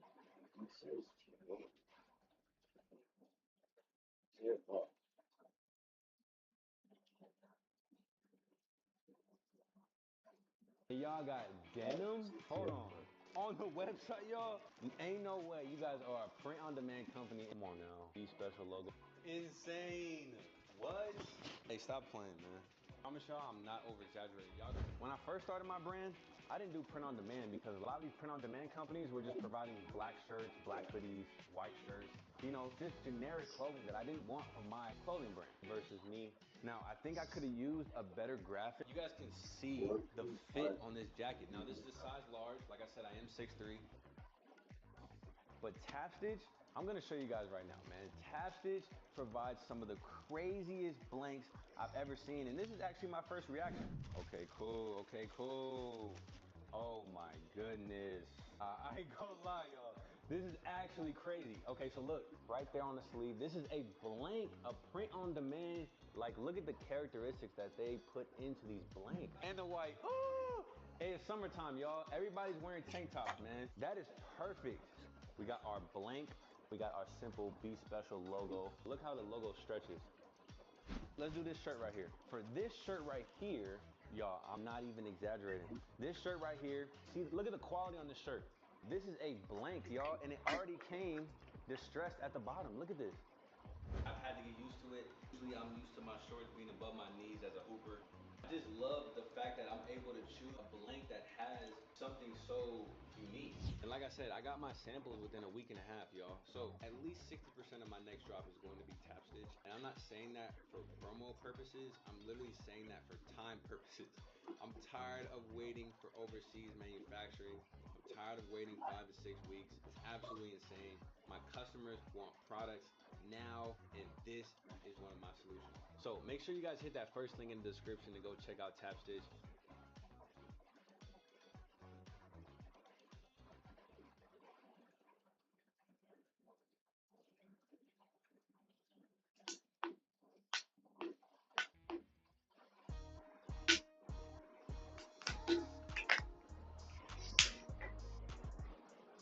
Maybe we could take a look at this car for now.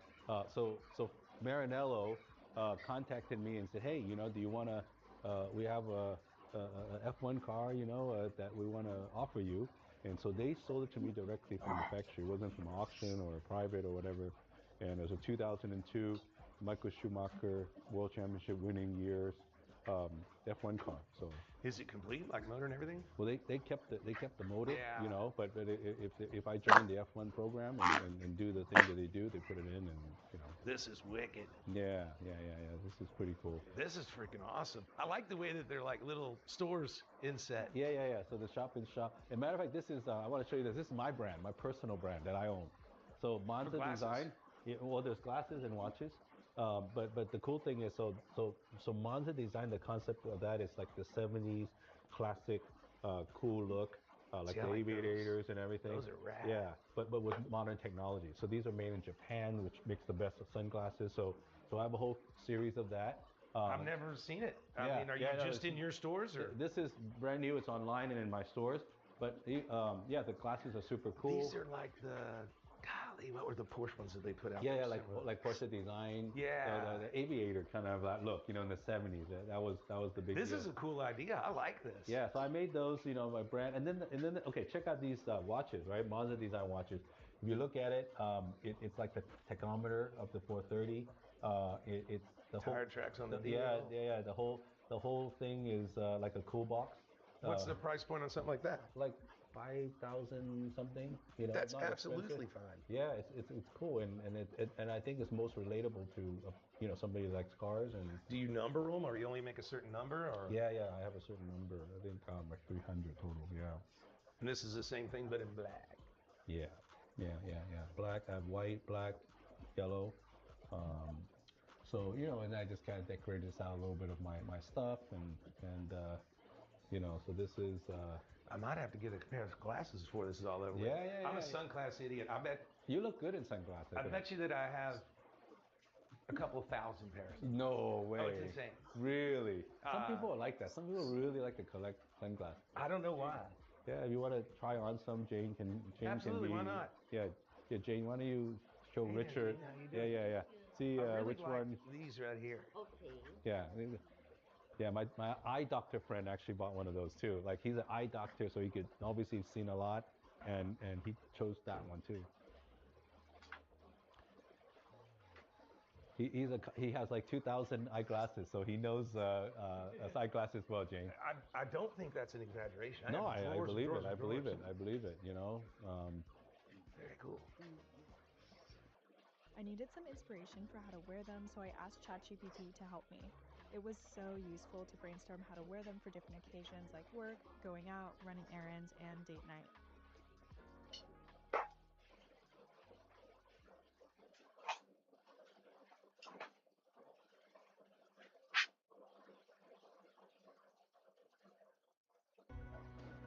Get away from having to just get there.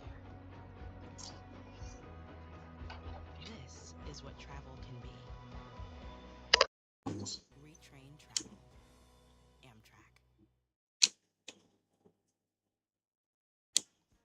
Boom. I'm a sunglass model. Look at, you know what? And I like that because it kind of also plays off matching your hair and your goatee. It has the for sure. Yeah, it looks 100% we want those.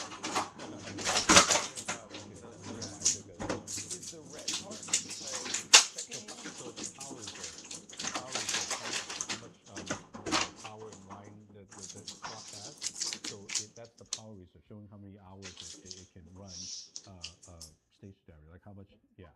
So then, okay. Hey, Jane. If you go to the trouble to make a watch, I might as well look at it. Let's see. Let's look at it. You want to see this black one or yellow one or white one? Which one? I like the black. Black. Okay, let's open it. Let me show you. And again, like I the packaging, I made it like it's the old toolbox and everything, and it's pretty cool. Yeah, let me show it to you here.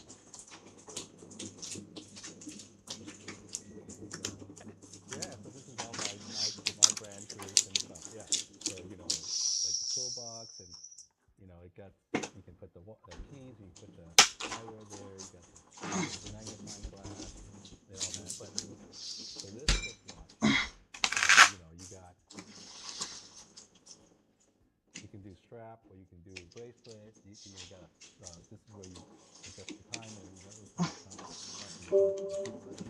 but so the hour is right there in the window. It's the hour, and then you got a 60 minute retrograde minute hand. So after it goes to 60, it bounces back to 0. It's a retrograde, so there's only one hand. So it's there's a complication there. And then of course it's the power reserve. So if a watch has, it doesn't fully round or when you wear it, it reminds yourself. let's say those 30 hours, 36 minutes. If you put it still, and you run for 36 minutes. Okay. So the mechanical movement, automatic movement. But as you're wearing it, you can find yourself with your tied up and stuff. That's like the field game for these It's so cool design now. It is. I mean, really neat. And you know, I would have to say that people that make the Ferrari watches, I mean, it's just put a logo on there. There's no other things that really relate to it. This actually is unique to it because and so, you know, certainly Ferrari does really value to that's how it looks. And the band. You got the band, yeah. So it's like a tire. Yeah, you can. I wear that, and you got all the tools to help change it yourself. The extra screws here, you know, and it really is like a little tool. Yeah, you know, you got the little magnifying glass to help people do that, and that little crates in there. I know. I know about that. Yeah. But look, you know, all the little screwdrivers and little tweezers and stuff. So it's really cool. You know, you can play with it yourself, and I like the thickness too. yeah. You can put your glasses and phones and all together like a little kind of, you know. Okay, what's your best price? Okay. So we got the deal. I got some glasses and I got this really killer watch that David designed and built and had done himself, and comes in this crazy cool toolbox and everything to change it. I'm pretty excited knowing that it's going into an OK watch collection. Definitely not this, but I'm proud of it. You know, I'm so honored to have you represent me. My Mantra Design, which is my brand. And right now I have eyewear and watches, and soon I'm going to have jewelry and other things. But it's a brand that, you know, I'm very passionate about. It's, you know, again, the strategy is 70s kind of cool style, and we're using modern technology. And so you got the cool style and you got the modern technology, and you're just perfect. You're a perfect model. That is it. Just don't do me a favor. Don't get into the t-shirt business, okay? Yeah. No, I mean that's not. I'm not planning to get into that, but because that's my bread and butter. Okay. Well, we might have to collaborate, do something, you know. I can do that. Yeah. Excellent, sir. Thank you very much. Thank you so much. We appreciate it. This has been fun. Yeah. Thank you. What?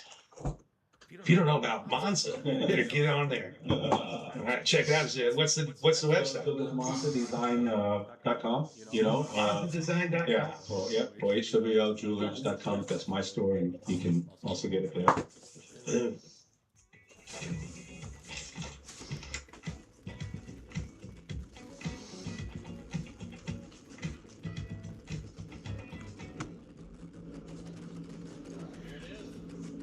What do you think? Well, it looks good. Is it fast? A little bit faster. You have to test that yourself for that one. You have to feel it. Badass, man. Yeah. No, it's a monster. It's a monster. Oh, look at that bumper section. Is that pretty much what you were envisioning? I know you really was, because most people go the cheap way. They just put a panel or a tail pan on it. Right. And that cutting it down like that is freaking cool. If I do say so myself. But yeah, I dig it. Stickers and everything turned out good. Shameless plug for all of our guys and gals that we work with out there in the different arenas. Richard, we didn't buy parts. Oh, yeah, we're not supposed to buy parts. I'm sorry. Sure. Oh, thanks. Yeah. This is funky fresh here.